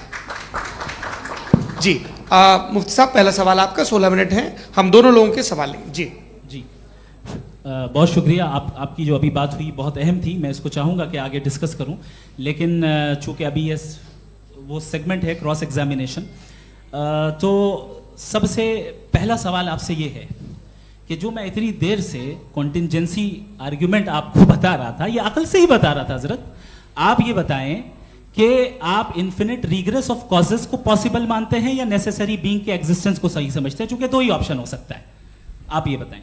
देखिए, आपको मैं ईमानदारी से बात करूं, एक तो मैं कॉन्टिजेंसी वर्ड ठीक से समझता नहीं, और इस वक्त भी जो आपने अंग्रेजी के अल्फाज इस्तेमाल किए वो ज़रा थोड़े से मुझे डिफ़िकल्ट और कॉम्प्लिकेटेड लगे, तो आप ज़रा सिंपल ज़बान में सवाल कर सकते हैं? बिल्कुल कर सकता हूँ जी। यूनिवर्स की हर चीज कॉन्टिंजेंट होने का मतलब यह है कि वो अपने एग्जिस्टेंस में किसी के ऊपर डिपेंडेंट है। जो भी चीज डिपेंडेंट होगी वो चीज इंडिपेंडेंट नहीं हो सकती, तो उसका कोई ना कोई कॉज होगा। तो अब आप क्या समझते हैं कि ये इन्फिनिट रिग्रेस है, यानी कॉज पर कॉज, कॉज पर कॉज, कॉज पर कॉज, और कभी कोई यानी ये एंडलेसली चलता रहा? क्योंकि अगर ऐसा होगा तो हम तो एग्जिस्टेंस में आते ही नहीं। लॉजिकली ये मुत्तफक अलैह चीज है, मुत्तफक अलैह अग्रीड अपॉन। ओके, इस पे हमने एग्री किया था कि मुश्किल शब्द आएगा तो अर्थ बताना पड़ेगा। तो इन्फिनिट रिग्रेस तो पॉसिबल नहीं है, तो कहीं ना कहीं आपको रुकना पड़ेगा ऐसे नेसेसरी बीइंग पर। नहीं, कोई जरूरत नहीं रुकने की। किसने कहा आप रुकना पड़ेगा? आप रुकते हैं खुदा पे, आप नहीं रुकते। आप कहते हैं वो हमेशा से, जब उस वक्त से है जब वक्त नहीं था। आप कहाँ रुकते हैं कि अब हुआ था वो? आप नहीं कहते। हम क्यों नहीं मान सकते कि यूनिवर्स जो है और बल्कि मल्टीवर्सेस जो है वो हमेशा से हैं, वो बनती है, बिगड़ती है। एक हमारे यहाँ एक चीज़ है ब्लैक होल, वो समेट लेता है वापस, फिर ब्लास्ट होता है, फिर फैल जाता है। और इसमें हमारी तो खैर कोई औकात ही नहीं है इंसान की। एक छोटे से ज़र्रे पे हम 50-60 साल की उम्र रखते हैं, जो करोड़ों अरबों साल की कायनात है उसमें, और पैदा भी नहायत ही बेहुदा वजह से हुए थे। तो इसमें ये सोचना कि इसकी वजूहात और ये क्यों है, ये डिपेंडेंट है, ये हम देख रहे हैं, क्या मालूम। आप सोचिए कि ये जो फैल रही है कायनात, ये कहाँ फैल रही है, ये कहाँ जा रही है, और ये फैल क्यों रही है? अरे बना ली थी तुमने, रुको भैया, हाँ काफ़ी है। ये फैल क्यों रही है? ये और कौन सी कायनात जिसे मैं दूरबीन से देखता हूँ तो 2 बिलियन लाइट ईयर पे है, उससे मेरा कोई वास्ता ही नहीं है। 2 बिलियन ईयर यानी अगर मैं 80 1000 माइल्स पर सेकंड से चलूं तो 20 करोड़ साल में वहां पहुंच जाऊंगा। इसकी जरूरत क्या थी? ये दुनिया, ये कायनात तो इंसान अशरफुल मखलूकात के लिए बनाई गई ना। तो ये सब ये टर्म समझ में नहीं आया। इसमें कोई खास समझने वाली बात थी भी नहीं। ये जो अल्टीमेट कहा यह जाता है कि ये जो पूरी यूनिवर्स है, ये जो दुनिया है, ये इंसान के लिए बनाई गई। अच्छा, ये सब इंसान के लिए। क्यों साहब, सही है ना? बिल्कुल, लेकिन इसका ये मतलब नहीं कि किसी चीज के पीछे रीजन आपको नहीं पता तो रीजन नहीं है। इसे कहते हैं नहीं, argument from limited perspective। मुझे नहीं पता, लेकिन मेरी जिम्मेदारी नहीं है। वो बिल्कुल सही कहा था उसने, बर्टन रसल ने। आपने उसे मजाक में टाल दिया कि भाई आप एक दावा कर रहे हैं, मैं क्यों कहूं कि ये गलत है दावा? आप प्रूफ कीजिए, मेरे पे जिम्मेदारी ही नहीं है। मैंने थोड़ी कहा है, आप प्रूफ कीजिए कि ये सही है। आप आर्ग्यूमेंट ऑफ कंटिजेंसी आप का जवाब कोई ही नहीं दे सवाल रहे हैं। पूछना चाहेंगे? है? आप सवाल पूछना चाहेंगे मुफ्ती साहब से? क्योंकि ये क्रॉस एग्जामिनेशन का दौर है। आप जैसे पहले बोल रहे थे फेथ को लेके कुछ। मैं ये पूछना चाहूँगा कि खुदा ने जो भी रेवलेशन किए हैं, एक मज़हब के नहीं बहुत से मज़हबों में किए हैं, अलग अलग रेवलेशन है। कहीं कुछ एक बातें हैं, कॉन्ट्रडिक्शन भी है आपस में। कहीं कुछ आप कर सकते हैं, कहीं कुछ नहीं कर सकते। ऐसा नहीं है कि सबकी कोड ऑफ मॉरल एक है। तो ये किस्सा क्या है? अब आप ये देखिए कि मुझे कभी कभी लगता है कि जो फुटबॉल फाइनल होता है, लाखों लोग होते हैं, फिर वो टीवी कवर कर रही करोड़ों लोग, अगर उसमें खुदा की एक बूमिंग आवाज़ आ जाती, मैं गॉड हूँ, तो सारे लोग अभी सुन लेते और टीवी पे भी सुन लेते, किस्सा खत्म होता। ये इतनी राजदारी क्या है कि तुम सामने कुछ तो सबूत दे दो हमें सॉलिड। ये कह साहब ये यूनिवर्स कैसे बनी, इससे मसला क्या हल होगा? मैं पूछूंगा आपसे खुदा कैसे बना? क्यों नहीं पूछूंगा कैसे बना? बल्कि वो तो कायनात से कहीं ज़्यादा इंटेलिजेंट है, कायनात से कहीं ज़्यादा कॉम्प्लेक्स। जी वो हमेशा से है। आप कहेंगे मैं मान लूँगा। अच्छा, दोयम वो कादिर मुतलक, यानी कादिर मुतलक का मतलब ओमनीपोटेंट, वो जो चाहे कर सकता है। आपको नौकरी दिलवा सकता है, आपकी अच्छी जगह शादी करवा सकता है, आपके पड़ोसी का मुकदमा हरवा सकता है, आपको जिता सकता है, सब काम करता है। थोड़ा सा माइक क्लोज जी। वो इस दुनिया को चला कैसे रहा है? ये दुनिया कैसे चल रही है? आपको इस पर हैरत नहीं होती? या क़यामत के बाद कभी एक जस्टिस होगा, जब ये बच्चा मर चुका होगा जिसकी धज्जियाँ उड़ गई बम से, इसको इंसाफ मिलेगा तब? अच्छा, अब जवाब दूं? हाँ कीजिए। मैं वही इसीलिए आप की तरफ। सबसे पहले आपने रेवलेशन और स्क्रिप्चर्स की बात की, इस पे मैं बात कर सकता हूं लेकिन आज नहीं करूंगा चूंकि वक्त कम है। कभी और इस पे डिस्कस करेंगे, मैं तैयार हूं उस पे भी बात करने के लिए। ये अभी से राउंड 2 की भूमिका तय हो रही है। Does God exist round 2? चूंकि आज गॉड के एग्जिस्टेंस पे बात है तो मैं उसी के रिलेटेड जो है आपके सवालात को एंटरटेन भी करूंगा और मैं भी पूछूंगा। आपने कहा कि आपने साबित ही नहीं किया, जबकि आर्ग्यूमेंट ऑफ कॉन्टिजेंसी बुनियादी आर्ग्यूमेंट है। आप मुझे कॉन्टिजेंसी का मतलब बताइए, आपका मतलब क्या? कॉन्टिजेंसी कॉन्टिजेंसी का मतलब यह हुआ कि हर वो वजूद जो किसी भी चीज का पाबंद है, हर वो वजूद या हर वो चीज जो अपने एग्जिस्टेंस में किसी भी चीज के पाबंद है और उससे बाउंड है, उसको उसकी जरूरत है, उस पर डिपेंड करती है, तो जाहिर सी बात है कि उसका कोई ना कोई कॉज होता है। ये तो अक्ल की बात है। ये आप रीजनिंग की बात करते हैं, मैं वही कर रहा हूं। दूसरी चीज, आपने ये बात कही कि इतने बिलियन लाइट ईयर्स दूर है, उसका मेरा क्या लेना देना। फिर मेरे ख्याल से आपको ये नहीं कहना चाहिए I think therefore I am an atheist. आपको सोचना चाहिए। सिर्फ आप एक लिमिटेड दायरे में रहकर नहीं सोचें, बल्कि बाहर निकलकर सोचें। आपने तीसरा सवाल किया, आपने 2-3 सवाल एक साथ। ऐसी बातें ना कीजिए, कुछ लोगों को इतराज हो जाएगा आप पे कि आप कुछ भी सोचिए। ये इजाजत आपको है नहीं, मुझे है।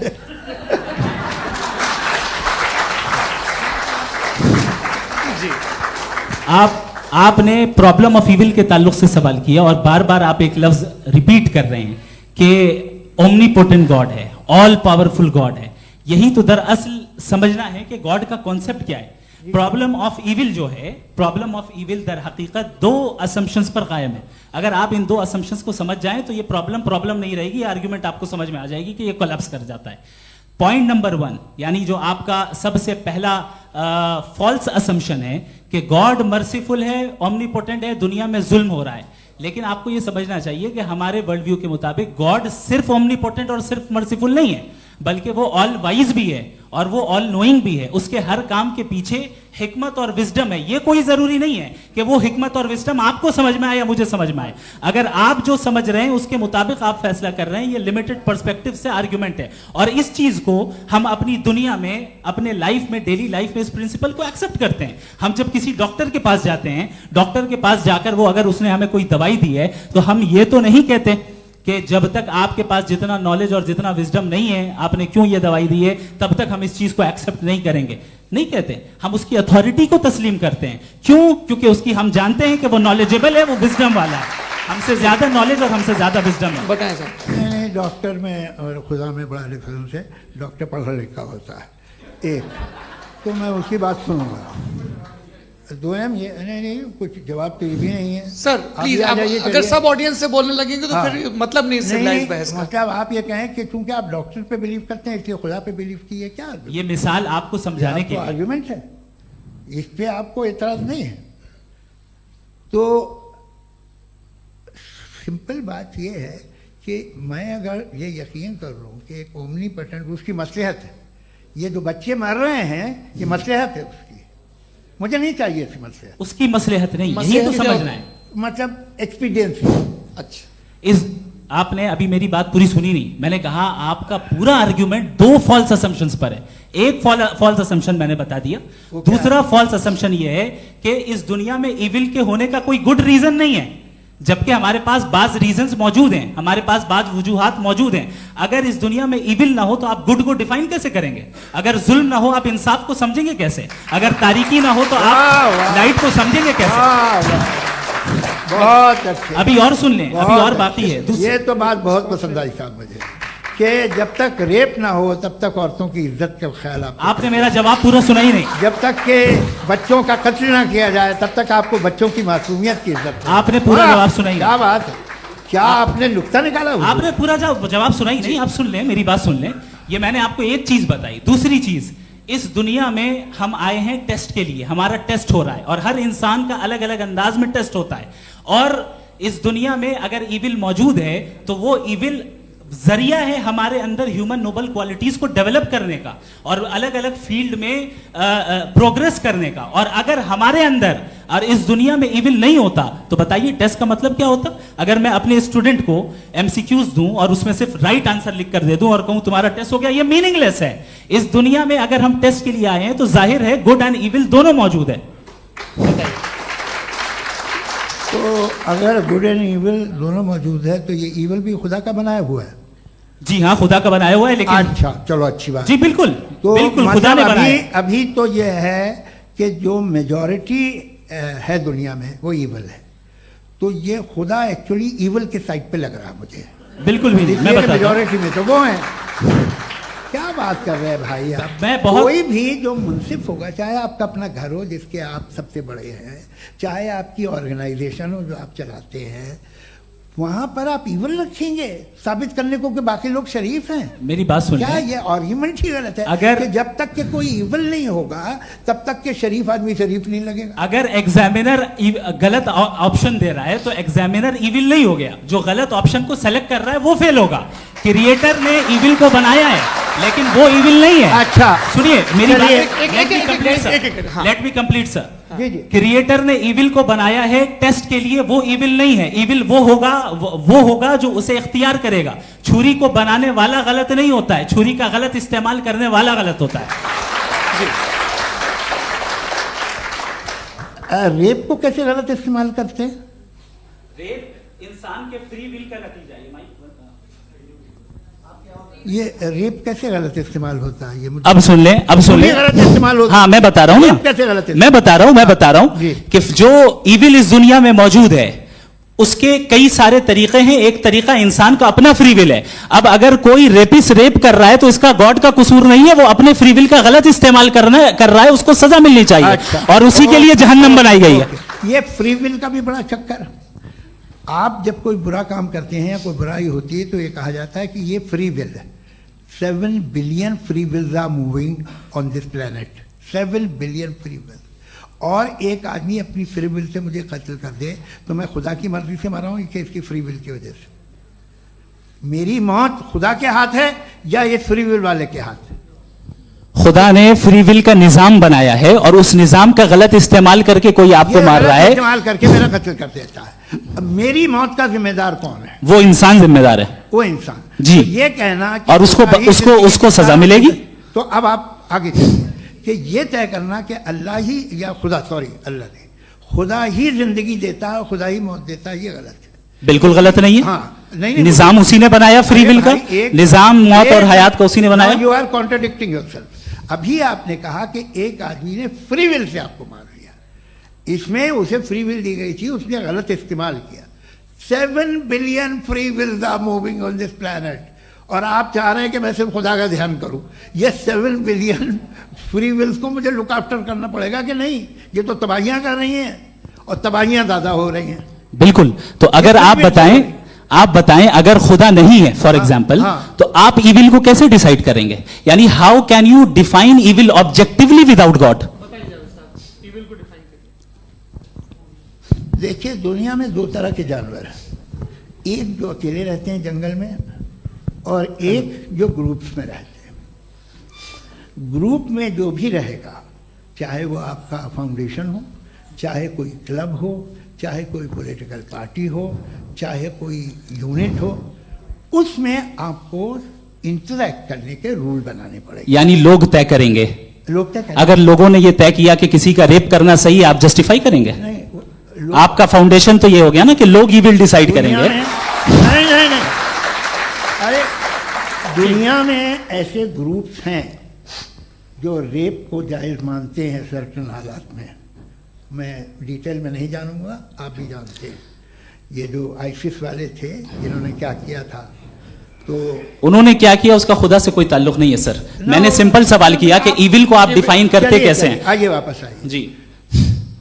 आप साथ में तभी रह सकते हैं जब कुछ आप ऐसे उसूल डेवलप करें जिसमें हर एक का बेसिक तहफ़्फ़ुज़, हर एक का बेसिक राइट हो और हर एक को कोई आराम मिले। यही तरीक़ा है किसी भी ऑर्गेनाइजेशन जिसमें एक से ज़्यादा लोग हैं और वो ऐसे चलती है ज़िंदगी। उसमें अगर आप गड़बड़ करेंगे तो तबाही होगी, नुकसान होगा, बर्बादियाँ आएंगी। और अगर उसमें आप घर ले लीजिए ना, एक हस्बैंड है, एक वाइफ है, बच्चे हैं, वालदा भी हैं, 2 बहनें भी हैं, एक भाई भी है। अब इसमें कोई निज़ाम आपको चाहिए साथ में रहने का और एक दूसरे पे भरोसा रहे, एक दूसरे के बहीख्वाह हों, एक दूसरे की मदद करें, ऐसी जिंदगी। सर आपकी बात आ गई। आप ये कह रहे हैं कि लोग डिसाइड करेंगे क्या सही है क्या गलत है, यही है? मेजॉरिटी डिसाइड करेगी क्या सही है क्या गलत है? अरे भाई बिल्कुल। मेजॉरिटी अगर ये कहे कि नाजी जर्मनी के साथ जिस तरह मेजॉरिटी थी कि जेनोसाइड करना सही है, आप जस्टिफाई करेंगे? उस वक्त आपका ये सवाल सिर्फ उसके बाद क्लोजिंग। हाँ, उस वक्त प्लेनेट पे जो लोग थे उनमें कितने लोग हिटलर को सही समझते? अच्छा, प्लेनेट की मेजॉरिटी तय करेगी सोसाइटी की नहीं। प्लेनेट की मेजॉरिटी गॉड के एग्जिस्टेंस को सही मानती है, आप क्यों नहीं मानते? ये हेलो ये क्रॉस क्वेश्चन का राउंड यहाँ पर समाप्त होता है। और ये बड़ा अच्छा है कि इस तरह से फ्रेगमेंट कर दिया गया है ताकि जो मरकरी ऊपर जा रहा है नीचे जवाब दे दूं। जी। प्लेनेट की ज़्यादातर मेजॉरिटी कुछ दूसरे मजहबों के खुदा को मानती है। आप उन्हें क्यों नहीं? आप तो मेजॉरिटी की बात कर रहे हैं। अच्छा, ये क्लोजिंग आप ये कह रहे हैं इविल और गुड को डिसाइड मेजॉरिटी करेगी। मेजॉरिटी जो कर दे वो सही हो जाएगा। क्लोजिंग इसको जैसा आप ही लोगों ने तय किया है उसी फॉर्मेट को फॉलो कर लेते हैं। हाँ भाई, मैंने तो भले लोगों पे एतबार किया और तब मॉडरेशन तय किया। जी, आपके पास 5 मिनट का वक्त है, क्लोजिंग आर्ग्यूमेंट है, उसके बाद हम ऑडियंस से क्वेश्चन आंसर लेंगे जावेद साहब की क्लोजिंग आर्ग्यूमेंट के बाद। ओके, बहुत शुक्रिया जी। हमारा जो टॉपिक है डज गॉड एग्जिस्ट, मैं इस पे इतने एकेडमिक तैयारी करके आया था। मुझे था कि मैंने सोचा था कि कई सारे मैं आर्ग्यूमेंट्स दूंगा, लेकिन वक्त की भी किल्लत और जावेद साहब बार बार इधर उधर चले जा रहे थे तो उसको भी थोड़ा एंटरटेन करना पड़ गया। डज गॉड एग्जिस्ट पे मैं एक ही आर्ग्यूमेंट दे पाया। आर्ग्यूमेंट्स बहुत हैं और डेफिनेटिव आर्ग्यूमेंट्स हैं और मेरे आर्ग्यूमेंट को किसी एक राउंड में भी इन्होंने एंटरटेन नहीं किया और रेफ्यूट नहीं किया। एक राउंड में भी नहीं, एक राउंड में भी नहीं। और ना ही अभी आपका क्लोजिंग आर्ग्यूमेंट आएगा, नहीं, वो बता देना। Argument of contingency sir. अरे मैं आपसे कई बार कह चुका हूँ कंटीजेंसी का मतलब अब मैं कैसे समझाऊं Please, आपको please, और आपस में, हाँ, आप और please, कितने please, आसानी से समझाऊं मैं, मुझे तो नहीं समझ में आ रहा है। आप अपनी argument sir, of contingency Urdu में बोल सकते हैं। हाँ, आप अपनी बात पूरी कर लें एक जी। आखिरी 4 मिनट। दूसरी चीज, just a minute please ma'am, can I talk? दूसरी चीज ये है कि आपने एक तो इसका जवाब नहीं दिया, दूसरा आपने गॉड के ना होने पर कोई डेफिनेटिव आर्ग्यूमेंट नहीं दिया, सिर्फ मजहब पे बात कर रहे हैं आप। मजहब तो आज हमारा टॉपिक ही नहीं था, आज तो हमारा टॉपिक हो, आप मजहब से ले लेकर आईएस तक चले गए। भाई हमारा क्या ताल्लुक है उससे? We condemn them. और उसका गॉड से क्या ताल्लुक है? अगर कोई गलत काम कर रहा है, किसी ने किसी को कत्ल किया, किसी ने किसी का रेप किया, उसको सजा मिलनी चाहिए। और आपके पास कोई भी rational strong foundation of morality नहीं है। आपने कहा कि मेजॉरिटी तय करेगी सोसाइटी की, वो सही होगा। मैंने कहा हिटलर को, फिर आप सही कहेंगे नहीं, प्लैनेट की सोसाइटी की मेजॉरिटी तय करेगी। तो प्लैनेट की मेजॉरिटी गॉड के एग्जिस्टेंस को मानती है, आप कह रहे हैं ये रिलीजियस है। तो यानी आपके पास कोई स्ट्रॉन्ग फाउंडेशन नहीं है ऑब्जेक्टिव मोरालिटी का। ऑब्जेक्टिव मोरालिटी का अगर कोई फाउंडेशन है तो वो सिर्फ गॉड है, गॉड है, गॉड है। थैंक यू जी, ये मुफ्ती शमाइल नदवी साहब का क्लोजिंग आर्ग्यूमेंट था। अब हमारे पास जी, जी ये बड़ा अच्छा है कि दोनों लोगों को मॉडरेटर से शिकायत भी और बोल रहे भाई हमारी शाबाशी भी तो करते चलो। अब मेरी बात जी, आपके पास जावेद अख्तर साहब 5 मिनट का वक्त है, ये आपका क्लोजिंग आर्ग्यूमेंट है, टाइम रीसेट कर दें। जी देखिए, बहुत सारी बातें हैं। गॉड का डेफिनेशन दुनिया के किसी भी रिलीजन में है कि वो ओमनीपोटेंट है, ओमनीप्रेजेंट है, he is just, he is kind, he loves you and so on. मैं जब दुनिया देखता हूँ तो मुझे कोई ऐसा सुप्रीम पावर यहाँ दिखाई नहीं देती है जो इंसान की बहबूदी के लिए कुछ कर रही हो, कमज़ोर को बचा रही हो, मदद कर रही हो, जालिम को पीछे हटा रही हो। मैं नहीं देखा, तारीख़ में नहीं। एक तो अगर है और ये देख रहा है तमाशा, तो उसका होना न होना बराबर है। दोयम ये कि ये जो है, जब आप ये कहते हैं कि कायनात जिसकी कंटीजेंसी है, मैं देखिए वो लफ्ज़ इस्तेमाल किया मैं, तो ये कैसे हो सकती है भाई? और फौरन आप सरेंडर कर देते हैं कि जाहिर है कि इसका बनाने वाला तो इससे 10,000 गुना ज़्यादा कॉम्प्लिकेटेड होगा। उस पर आपके होने पे कोई इतराज़ नहीं है। उसे वो टाइमलेस है, वो पहले से था, टाइम तो बहुत बाद में आया। ये सब आप मानने को तैयार है जिसका आपके पास कोई सबूत नहीं, आपके पास कोई रीज़न नहीं है। आपकी तारीख क्या है मज़हबों की? बिलीफ की, जो खुदाओं का बिलीफ है, ये कॉन्स्टेंटली गलत साबित होता रहा है। मतलब आप कहें कि अरिस्टोटल के ज़माने में तो सब जाहिल थे, वो भी इतने ही यकीन से खुदा पे यकीन रखते थे, जो अब नहीं रहा। ये भी नहीं रहेगा, आप लिख लीजिए। और इसके आसार आपको दुनिया में दिखाई देना शुरू हो चुके हैं। ये बहस क्या आज से 100 साल पहले इस तरह हो सकती थी? यहाँ तक तो आपको हम ले आए हैं। तो सर अरे इनको मदद की ज़रूरत नहीं भाई, ये सेल्फ सफिशिएंट आदमी है, आप क्यों इनकी मदद कर रहे हैं? Sir please. तो ये जो है तमाम बातें अपनी जगह हैं। ये एक पैकेज है। आप अकेले, कोई आदमी ऐसा नहीं जो सिर्फ गॉड को मानता हो, उसके साथ बहुत पैराफर्नेलिया आता है, अलग अलग पैराफर्नेलिया आते हैं। They have always created chaos in the society. मैं तो आपको सीधा ऑफर देता हूँ कि दुनिया में 10 इम्पॉर्टेंट बिलीव्स हैं। आप एक मानते हैं, 9 नहीं मानते, 9 में आप एथियस्ट हैं, 9 को आप बिल्कुल रीजनेबली मेरी तरह देखते हैं। तो 90 मजहबी आदमी भी 90% एथियस्ट है। वो दूसरे खुदा नहीं मानता, एक खुदा मानता है, अपना वाला, बाकियों को कहता है गलत है। अगर आप मानना ही बंद कर दें तो आपका 10% चांस है कि आप सही हैं और 90% चांस है कि आप गलत हैं। मेरा मशवरा है, आप मानना छोड़ दिए तो 50% चांस होगा कि आप सही हैं और 50% चांस होगा, 40% आप गेन करेंगे बाय बिकमिंग एन एथियस्ट।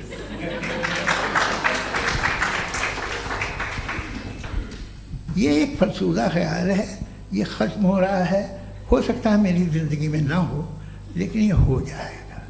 जो बातें ये इनको आप मेटाफिजिकल, ये वो ऐसे रिस्पेक्टेबल टर्म दे दिए, ये तो उन लोग के हैं जिन्हें ना फिज़िक्स मालूम थी ना मेटा मालूम था, ये उन्होंने आपको दिए हैं।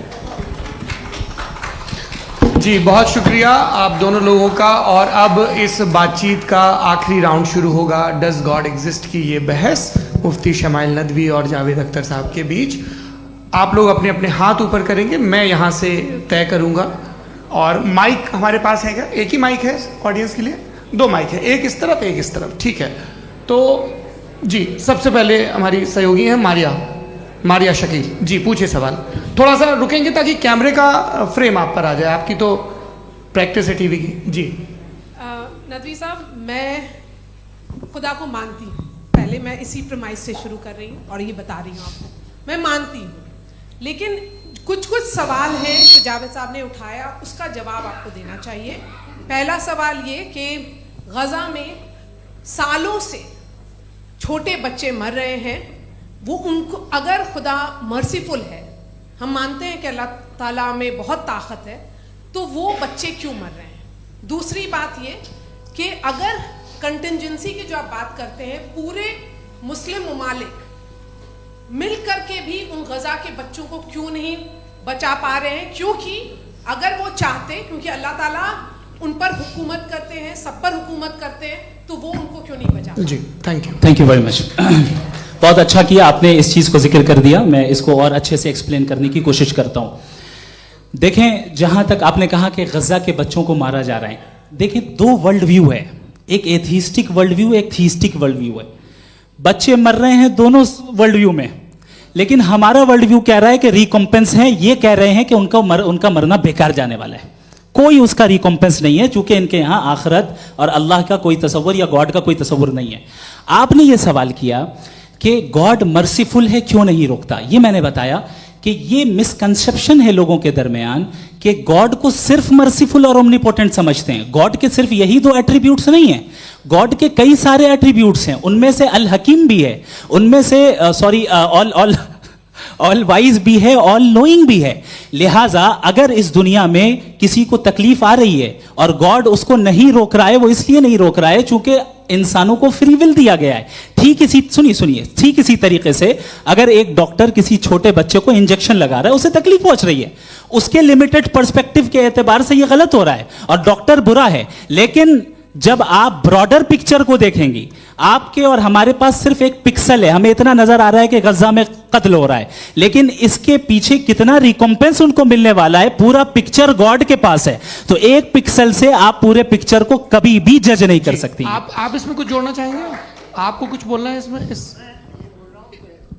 भैया आपने बहुत अच्छा जस्टिफिकेशन दिया। या आप वो जो वहाँ के प्राइम मिनिस्टर इजराइल के उन्हें भेजिए, वो बहुत खुश होंगे। आप जस्टिफिकेशन दे देना कि अगर गॉड नहीं है तो बच्चे क्यों मर रहे हैं, आप बताएं। वो ये सवाल पूछ रहे हैं कि अगर आप ईश्वर का अस्तित्व नहीं मानते हैं तो उन बच्चों की मौत को आप कैसे इंटरप्रेट करते हैं? भाई ये दुनिया जो है, जो ताकतवर लोग होते हैं वो एक नाइंसाफी करते हैं। तो ये अच्छा काम है आपके नजदीक, तो नेचर नाइंसाफी पे मबनी है। अरे मेरे भाई, आप नेचर की कहाँ बात कर रहे हैं, तो इंसान की बात। तो फिर जब मैं इंसान की बात कर रहा था, आप नेचर की बात करने लग गए। क्रॉस एग्जामिनेशन नहीं। हाँ, अब आप मुझे बोलने नहीं देंगे तो अलग बात है, आप बोलिए, मुझे कोई जल्दी नहीं। जी नहीं, ये क्रॉस एग्जामिनेशन मुझे बोल तो लेने दीजिए। जी बोलिए। क्या बात ये है कि ह्यूमन सोसाइटी तभी साथ में रह सकती है जब वो मोहब्बत से, एकता से, एक दूसरे के एहतराम करके रहे। इसके अलावा पॉसिबल नहीं है, अकेले तो इंसान रह नहीं सकता। वहाँ पर कुछ लोग हैं जो फाउल करते हैं, वो फाउल हमेशा से तारीख में होता आया है। आज ये हो रहा है, जो हो रहा है बहुत बुरा हो रहा है, बहुत जालिमाना है, बहुत जाबराना है। उसको आप कहें कि ये बच्चों को कॉम्पनसेशन मिल जाएगा या इसकी इंजेक्शन है, इंजेक्शन तो हेल्थ के लिए दिया जाता है।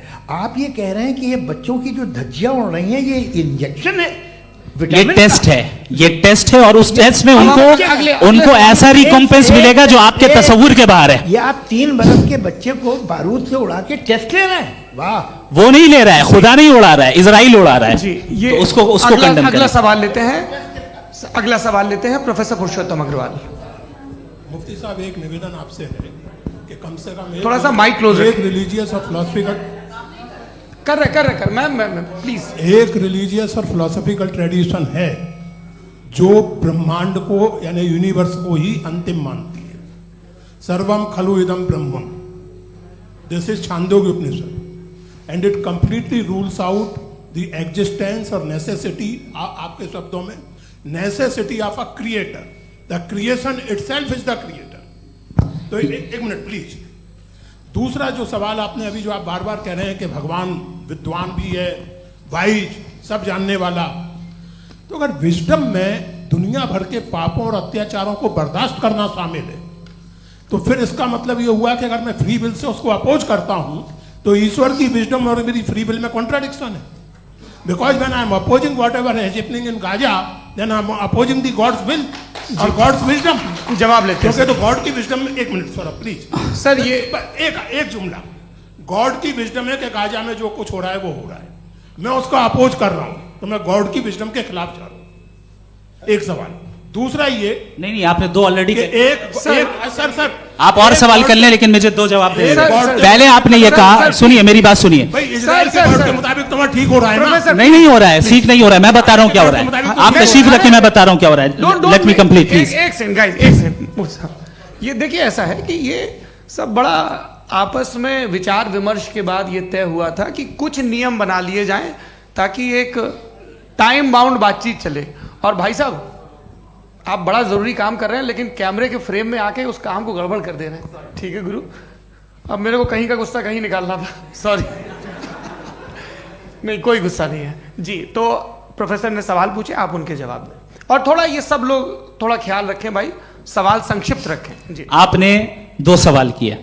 सबसे पहला ये कहा कि हमारे पास ये कॉन्सेप्ट है कि ये यूनिवर्स खुद नेसेसरी बीइंग है, creation itself is the creator.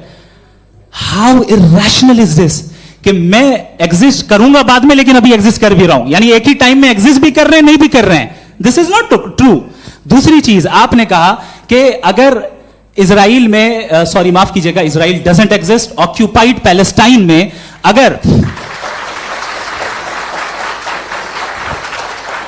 अगर ऑक्यूपाइड पैलेस्टाइन में बच्चों को मारा जा रहा है फ्री विल की वजह से और गॉड नहीं रोक रहा, ये कॉन्ट्रडिक्शन है। ये बताइए कि एक एग्जाम में एक बच्चा गलत आंसर लिख रहा है, सुनिए, एग्जामिनर चाहे तो रोक सकता है, क्यों नहीं रोक रहा है? ये कॉन्ट्रडिक्शन है, ये कॉन्ट्रडिक्शन नहीं है। माइक नहीं सर, ये आपस में जी, ये क्या आपका सवाल?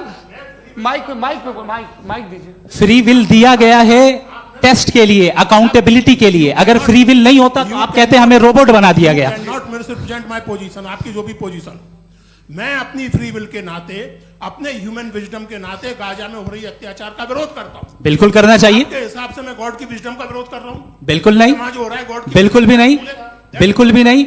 उसका वहां पर गाजा में कत्ल होना ये इंसानों के गलत इस्तेमाल का नतीजा है, फ्री विल के इस्तेमाल का नतीजा है। गॉड इसका हुक्म नहीं देता, उससे रोकता है। यही तो मसला है ना, आपके लिए कॉन्सेप्ट क्लियर नहीं नहीं भाई, आपने तो बताया था इंजेक्शन लगाने से बच्चे को तकलीफ होती है, ये इंजेक्शन लगा। सर आप ऐसे रेटोरिक स्टेटमेंट दें तब तो कोई मसला नहीं समझते रहेंगे। This is a rhetoric statement, this is not a logical argument sir. I am sorry, I am sorry. आखिरी 30 मिनट बड़े मुश्किल होने वाले हैं जी। मुफ्ती साहब आगे बैठे हैं, इनको माइक दीजिए। हाँ तरुण, माइक आप अपने पास रखिए, आपको कैमरे का फ्रेम पता है जी।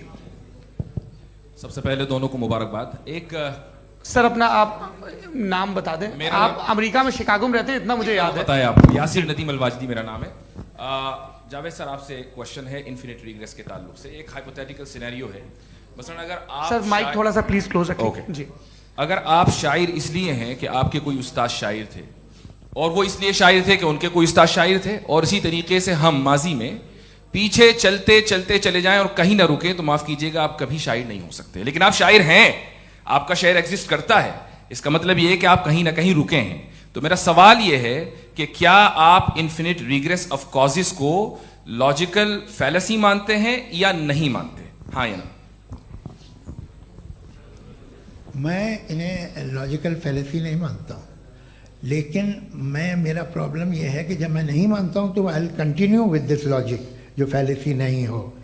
आप एक जगह रुक जाते हैं जाके, आप कहते हैं ये गेंद कैसे बनी, ये जजीरा कैसे बना, ये समंदर कैसे बना, ये ज़मीन कैसे बनी, और अचानक गॉड पे जाके आपको ब्रेक लग जाता है।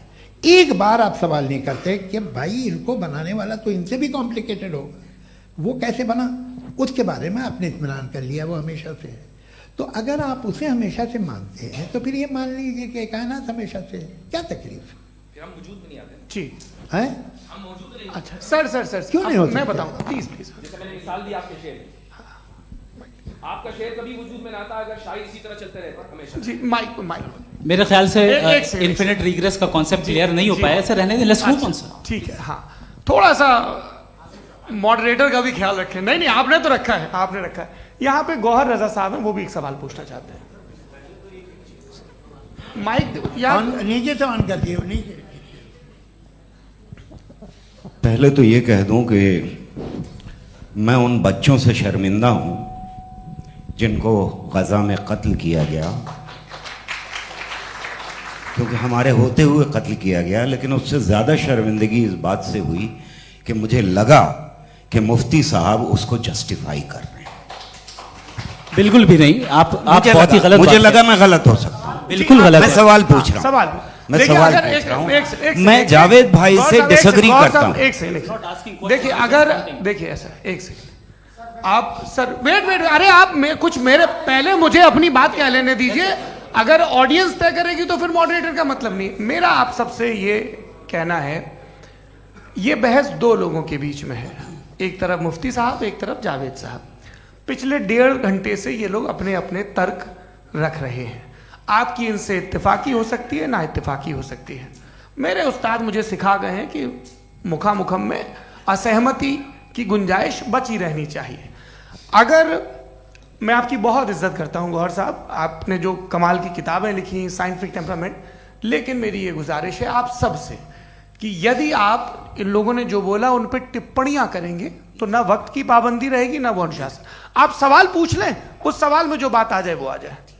मैं जावेद साहब से डिसएग्री करता हूं, इसलिए जावेद साहब से सवाल पूछ रहा हूं। आपका सवाल जावेद अख्तर साहब से। और सवाल ये है मेरा कि जावेद साहब ने कई बार लॉजिक का इस्तेमाल किया कि साइंस में लॉजिक है और रिलीजन में लॉजिक नहीं है। मेरा ख्याल ये है कि रिलीजन में भी लॉजिक है, लेकिन उस लॉजिक की बेसिस ये है कि आप रुक जाते हैं, जिसका जिक्र जावेद साहब ने बार बार किया, यानी खुदा के तसव्वुर पे आते हुए, गॉड के तसव्वुर पे आते हुए रुक जाते हैं। और इसमें सवाल पूछना मतलब फॉरबिडन होता है। सवाल यह है कि क्या जावेद साहब इससे एग्री करते हैं कि साइंस की लॉजिक अलग है और रिलीजन की लॉजिक अलग है? बताइए सर। देखिए 3 चीज़ें हैं, साइंस है, एक है मंतिक है, इस्तिदलाल है, और एक जो है कुछ भी नहीं है, फेथ है, अकीदा है। मैं अकीदे की लॉजिक का कायल नहीं हूँ। मुझे आप इस्तिदलाल से, लॉजिक से, रीज़न से समझाइए, मैं मानने को तैयार हूँ, मेरा क्या नुकसान होगा। लेकिन ये कि अकीदे पे मैं नहीं जा सकता हूँ। अकीदे का मतलब है कि तुम ये मान लो, सवाल ना करो, ये नहीं। आप सारी बातें करके, बड़ी साइंटिफिक बातें करके एक जगह जाके खुदा के हुदूद पे रुक जाते हैं, सरेंडर कर देते हैं। मैं सरेंडर करने को तैयार नहीं। That's all. जी ये आगे सर बैठे हुए हैं, इनको माइक दीजिए। भाई वो आप पूछना चाह रहे थे ना भाई? हाँ नहीं मैं ये थैंक यू जी। आपका नाम? आसिम इफ्तिखार। आसिफ जी, पूछिए। सर जावेद सर से सवाल है कि आपने अपने माइक थोड़ा करीब है। अपने क्लोजिंग स्टेटमेंट में ये बात कही थी कि मज़हब का जो फ्यूचर है वो ज़्यादा दिन नहीं जाने वाला है। लेकिन मैं देख पा रहा हूँ कि जो ऑक्सफोर्ड यूनिवर्सिटी की एक स्टडी है 2011 में हुई है, जिसके 50 एकेडमिशियंस ने इसको अंजाम दिया था, उसमें वो ये कहते हैं कि जो फेथ इन गॉड है वो इनबिल्ट है ह्यूमन नेचर के अंदर, जिसको हम कहते हैं फितरत के अंदर शामिल है वो। और वो ये कहते हैं कि अगर कोई ये समझता है कि मज़हब को वो ख़त्म कर देगा तो ये उसकी गलत फहमी है। तो आप इसके बारे में, इस स्टडीज़ के बारे में क्या कहते हैं? ठीक है। मैं उनसे एग्री नहीं करता हूँ। वो कौन से प्रोफेसर होंगे? ऐसा उनके क्या पास डेटा है, इन्होंने डेटा के बेस होगा। डेटा क्या हो सकता है? फ्यूचर का डेटा तो नहीं हो सकता ना उनके पास, प्रेजेंट का डेटा हो सकता है। डेटा आपने सुना 100 साल पहले का बाद का डेटा? मैंने तो नहीं सुना आज तक। तो आज उनकी ये राय है और होगी राय, ठीक है। दुनिया में तरह तरह की राय है लोग, लेकिन मैं समझता हूँ कि वक्त के साथ इंसान ज़्यादा से ज़्यादा रीजनेबल और लॉजिकल होता जा रहा है। आज आप देखिए वेस्टर्न यूरोप में क्या परसेंटेज है नॉन बिलीवर्स की, बहुत हाई। वहाँ चर्च खाली पड़े होते हैं। तो अल्टीमेटली तो इंसान कोई ऐसी बात बहुत अरसे तक नहीं मान सकेगा चाहे गलत या सही, जो उसे उसके दिमाग को, उसके जहन को, उसकी लॉजिक को अपील न करे। वो कह रहे हैं तो ऑक्सफोर्ड के होंगे तो कैम्ब्रिज के होंगे, तो मुझे क्या लेना देना। उनका डेटा मुस्तकबिल का नहीं हो सकता है। जी दीपक, हाँ पूछिए। मैं आऊँगा, अभी पीछे की साइड भी आऊँगा, माइक वहीं भेजूंगा 2-3 साल के लिए। जी जावेद साहब, आपसे सवाल है। नमस्ते। अरे भाई सर, अगर आप ही लोग तय करना है तो फिर 200 लोग तय कर लें। ये एक साथ नहीं sir, please don't do this sir. Everybody has a right sir, but we can only take selected questions. No sir, ये यंग लोग भी हैं से। तो इनकी ये अब उतने यंग, भाई आप यंग हैं कि नहीं हैं? एक वो कह रहे हैं वो भी यंग हैं पूछ रहे ना साहब, भाई। आप उनकी नौजवानी पर दावा उनको ही करने थे। हाँ मुफ्ती साहब आप यंग, हाँ पूछे। अरे भैया सर, मेरा सवाल ये है। कुछ इनसे भी तो पूछो जी नहीं, बस आपसे एक सवाल है। जैसे थीस्टों के पास अपने जो ईश्वर को मानते हैं, उनके पास अपने सोशल गेट टुगेदर्स हैं। 5 रोज़ आज क्रिसमस आने वाला है, होली है, दिवाली है, ईद है। एथिस्ट क्या ऑफर कर रहे हैं? मतलब मैं इनकी दुकान से बोलूं, मैं आना चाहता हूं उस तरफ, पर मैं अट्रैक्ट नहीं हो पा रहा हूं। मैं सोशल गेट टुगेदर्स क्या है आपके पास? वो ये कह रहे हैं कि जो धार्मिक लोग हैं, अलग अलग धर्म के लोग, उनके उत्सव त्योहार कॉन्ग्रेगेशन बहुत हैं। अब आपको मैं एक सुनाता हूँ, यहाँ हिस्टोरियन भी बैठे हैं। मृदुला जी, आप बताइएगा सही है क्या? ये एक कॉन्स्टेंटाइन, एक ग्रीक रोमन बादशाह था, जो क्रिश्चियनिटी आने के 400 साल बाद उसने डिसाइड किया कि मैं क्रिश्चियन हो जाऊंगा, मेरी पूरी स्टेट कैंसिल हो जाएगी। उस ज़माने में ऐसे ही होता था, राजा जो धर्म इख्तियार करता था वो जनता भी कर लेती थी।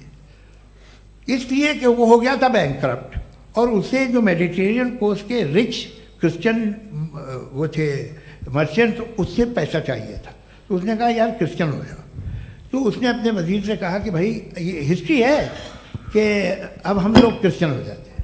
कहले सर हो जाएंगे, कोई प्रॉब्लम नहीं है, लेकिन एक प्रॉब्लम ये है कि 17 दिसंबर से 25 दिसंबर तक जो पेगन फेस्टिवल होता, जो पेगन जो फेस्टिवल होता है वो बंद हो जाएगा, इसलिए कि हम क्रिश्चियन हो गए तो होगा नहीं। तो वो बच्चों को बहुत बुरा लगेगा, पब्लिक को बहुत इंजॉय करते हैं, खासतौर से 25 को मेन डे। उसने कहा हाँ ये तो सही कह रहे हो, ये जीसस क्राइस्ट की पैदाइश कब थी? कहते साहब वो अप्रैल में थी। नहीं, कट करो, वो 25 दिसंबर को है। यह हकीकत है जी। और 400 साल बाद क्रिश्चियनिटी के अप्रैल से दिसंबर ले आए, और इसलिए कि यहाँ पेगन फेस्टिवल होता था। अब मनाते हैं आप आराम से। ये जो सारे फेस्टिवल हैं ये रिलीजन से, हर एक को एक इंटरटेनमेंट डिपार्टमेंट चाहिए होता है अपनी कंपनी चलाने के लिए। तो ये रिलीजन ने, ये सेकुलर त्यौहार थे जिन्हें रिलीजन्स ने ले लिया है। ये मौसम के थे, फसलों के थे, किसानों के थे, उसको आपने लेके रिलीजियस रंग दे दिया। ये कोई रिलीजन से थोड़ी आए आप। अच्छा हमें देखिए, हम तो मुल्द हैं, हम ईद मनाते हैं, हम दिवाली मनाते हैं, हम होली मनाते हैं, हम क्रिसमस मनाते हैं। बम्बई की फिल्म इंडस्ट्री की सबसे बड़ी होली हमारे घर में होती है, सबसे बड़ी ईद हमारे घर में होती है। वो हमारी सोशल वो है, हमारा हेरिटेज है। ऐसा थोड़ी है कि we will throw the baby along with the water. ये तो अच्छी चीज़ है, इन्हें रखो, जो बेकार है फेंक दो। जी हाँ, हेलो जी, मेरा सवाल नादवी जी से है। जैसा कि आपने बोला कि गॉड टाइम के भी परे हैं, और गॉड इतनी कॉम्प्लेक्स चीज़ है कि उसे ह्यूमन माइंड समझ नहीं सकता, और गॉड ने अर्थ पे फ्री विल भी दे दी है। तो आप अपना वक्त ज़ाया क्यों कर रहे हैं गॉड के बारे में बात करके? अपन को तो बात करनी चाहिए कि सोसाइटी को बेहतर कैसे करें। जी, मैं गॉड वही बताता है सोसाइटी को कैसे बेहतर करे। अभी मैं आपका जवाब देता हूँ। आपने कहा कि टाइम पे वो एग्जिस्ट नहीं करता, सो मेरा सवाल ये है कि जैसा आपने बोला कि गॉड बहुत ही कॉम्प्लेक्स चीज है। मैंने कहा ही नहीं कि कॉम्प्लेक्स है, तो आपके अल्फाज हैं। कॉम्प्लेक्स का लफ्ज गॉड के लिए सुइटेबल नहीं है। क्यों?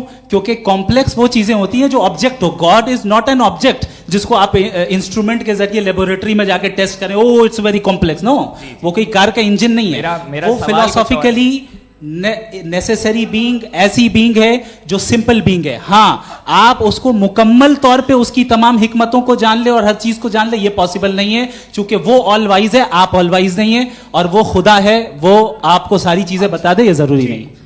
मेरा सवाल ये नहीं था, मेरा सवाल ये था कि जब गॉड इतना परे है इस दुनिया से कि उसने अर्थ पे फ्री विल भी दी है, हम सब ह्यूमंस की फ्री विल है, और जो सोसाइटी में हो रहा है वो अपन लोग डिसाइड करेंगे, तो अपन लोग डिसाइड नहीं करेंगे ना। अपन लोग डिसाइड नहीं करेंगे। गॉड जो है, गॉड ने वो उसकी जात, उसकी एग्जिस्टेंस टाइम एंड स्पेस से परे है, लेकिन वो हमारा टेस्ट ले रहा है और उसी गॉड ने हमें बताया कि तुम्हें क्या करना है क्या नहीं करना है, तो जाहिर है उस गॉड की बात सुनेंगे ना हम। जी, वो पीछे एक चश्मा लगाए जो मैम खड़ी हैं उनको दीजिए। हाँ आप जी जी बिल्कुल आएंगे। देखिए मैं कोशिश कर रहा हूँ सब तरफ जाने की। हाँ उनको दीजिए माइक जी। हेलो सर, मैं ओमनी प्रेजेंट नहीं हूँ, टाइम पाबंद हूँ और जहां तक कोशिश कर सकता हूँ करूंगा। जी अपना नाम बताइए। मेरा नाम उर्सुला है, मैं दिल्ली यूनिवर्सिटी की एक स्टूडेंट हूँ और मैं स्टूडेंट फेडरेशन ऑफ इंडिया से हूँ। मेरा सवाल मुफ्ती जी से है कि इस हॉल के इस कमरे में बैठ के हम लोग रेप की मोरालिटी के बारे में फिलोसफिकली बात तो कर सकते हैं, बट असलियत ये है कि रोज़मर्रा की ज़िंदगी में औरतें रेप के थ्रू गुजरती हैं और हम लोग सिर्फ नंबर्स पे इस तरह नहीं देख सकते, क्योंकि कितनी औरतें हैं इन कंट्रीज़ में जहाँ पे आप बता रहे हैं कि केसेस कम हैं, जिनका एक्सेस है कि वो जाके केस फाइल कर सकें। कितनी औरतें हैं जो जिनको काम करने की आज़ादी है उन कंट्रीज़ में। यूरोप में ये आज़ादी आ गई, यूरोप में ये रूल्स आ गए, तो हम आज उसके बारे में बात कर पा रहे हैं। जी जवाब।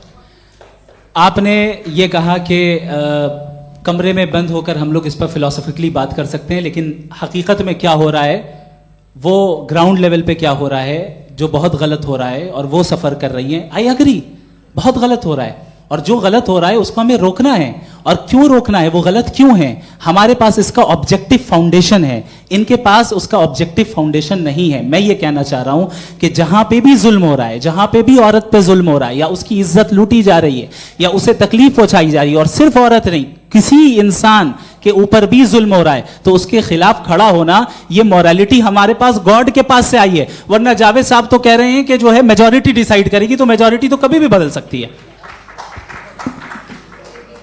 क्या आप हाँ। ये थोड़ी सी आपको गलतफहमी है। मैं अगर मेरे जुमले से ये मदनत निकला या मैंने कहा तो ये जुमला मैं वापस लेता हूँ, ये मेरा मतलब ही नहीं था कि मेजॉरिटी डिसाइड करेंगे। मेजॉरिटी डिसाइड करे तो दुनिया में बड़ी, वैसे आपने कहा था ये जुमला। अच्छा हो सकता है, मैं मान रहा हूँ, बाद में रिकैप कर लेंगे। अरे एक सेकंड मैं अपनी एक्सप्लेनेशन देता हूँ।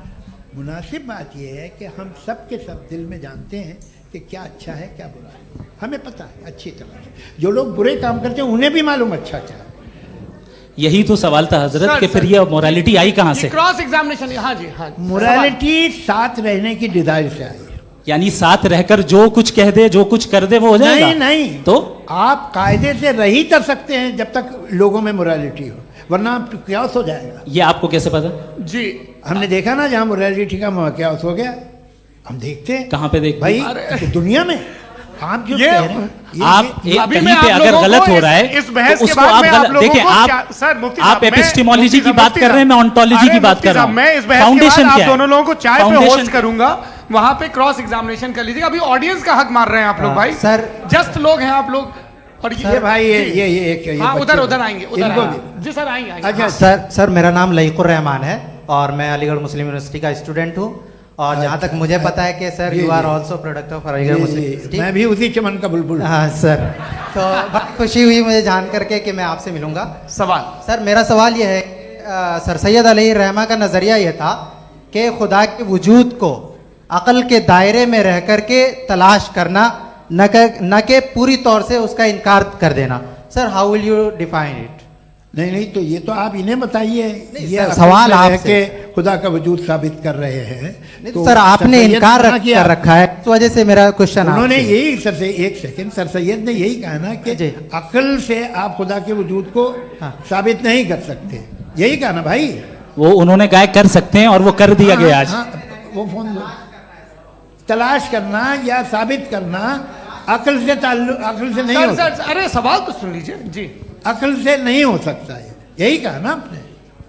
अक्ल से हो सकता है, अरे वो यही कह रहे हैं भाई, आप बता रहे हो सकता है, वो तो कुछ और। आप अगर सर देखो नौजवान फोन ले लो, वो इतनी कमाल की यूनिवर्सिटी है। अरे भाई दे दो जरा, एक मिनट दे दो भाई, मेरी बात सुनो, माइक पे बोलो ताकि जो लाखों लोग देख रहे हैं। माइक दे दो ना। अरे देंगे ना माइक, तुम ठहरो तो। हाँ सर, मेरा सवाल ये था कि सर सैयद अलैहि रहमा का एक नज़रिया था अपना कि खुदा का जो वजूद है उसको अकल के दायरे में रह करके तलाश करना है, न कि पूरे तौर से इनकार कर देना है। ये उनका कॉन्सेप्ट था। लेकिन मेरा सवाल ये है कि आप इसको कैसे डिफाइन करते हैं, एक्सप्लेन कैसे करेंगे, मैं आपसे जानना चाहता हूँ, क्योंकि you are the product of Aligarh Muslim University. मुझे अकल के दायरे में रख के मैंने बहुत तलाश की, मुझे मिला नहीं। हाँ, ये इधर वो चश्मा लगाए जो, हाँ उनको दे दीजिए। जी जी फटाफट पूछिए, बस 5 मिनट है, 5 मिनट में खत्म हो रहा है। हाँ अस्सलाम वालेकुम मुफ्ती साहब। एंड मेरा सवाल जावेद अख्तर साहब से। क्या नाम है आपका? अरे भैया सब मुझे तो पूछ रहे हो।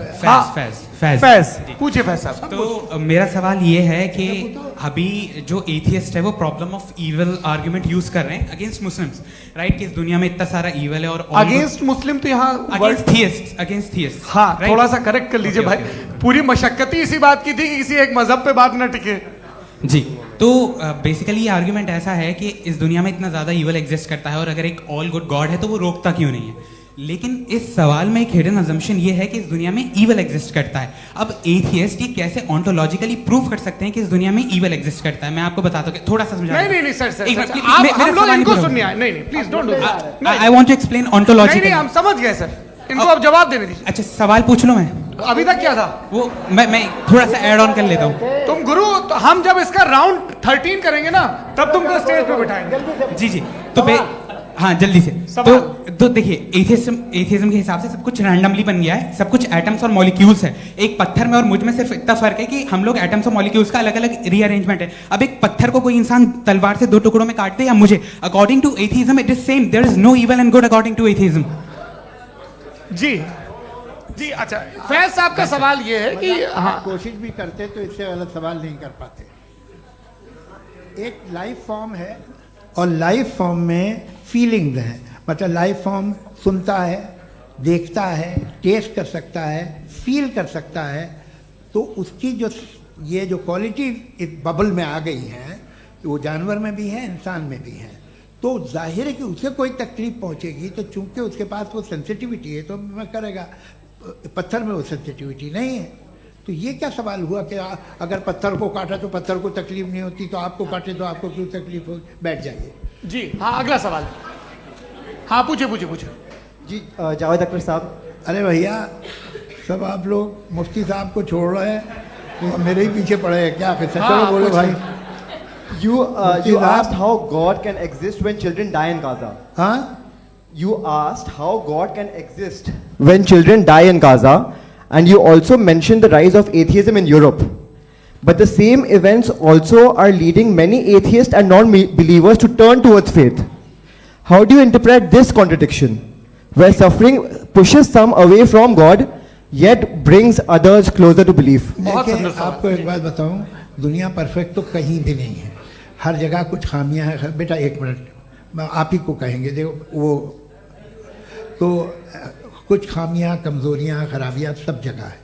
लेकिन अगर देखोगे ईमानदारी से कि दुनिया सबसे ज़्यादा महज़ब कहाँ है, एक आम शहरी को कहाँ हुकूक हासिल हैं, वो बोल सकता है, अपनी मर्ज़ी से काम कर सकता है, अपनी मर्ज़ी से राय दे सकता है, हुकूमत के ख़िलाफ़ बोल सकता है, बरसरे इक़्तिदार लोगों के बारे में बोल सकता है, सरमायादारों के ख़िलाफ़ बोल सकता है। तो आपको ये स्कैंडिनेवियन कंट्रीज़ में मिलेगा, वेस्टर्न यूरोप में मिलेगा। मैं नहीं कह रहा वो परफेक्ट है, बिल्कुल नहीं, वहाँ बहुत ख़राबियाँ भी हैं, परफेक्ट तो कोई।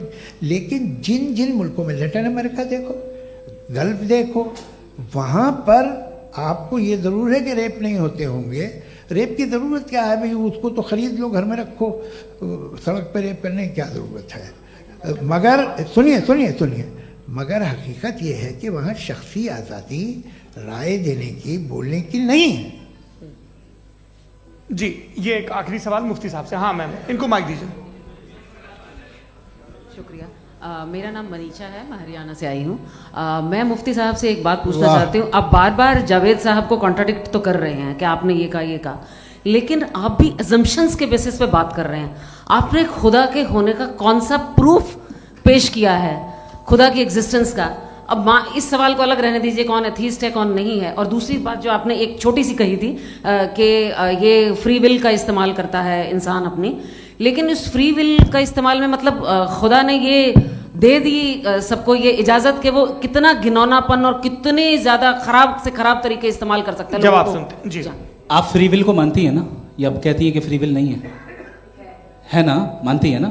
तो अब आपके पास इसका कोई एक्सप्लेनेशन नहीं है कि अगर एक इंसान उस फ्री विल का इस्तेमाल करके गलत काम कर रहा है और बच के अच्छी जिंदगी गुजार के निकल जा रहा है, उसका कोई रिकॉम्पेंस नहीं है।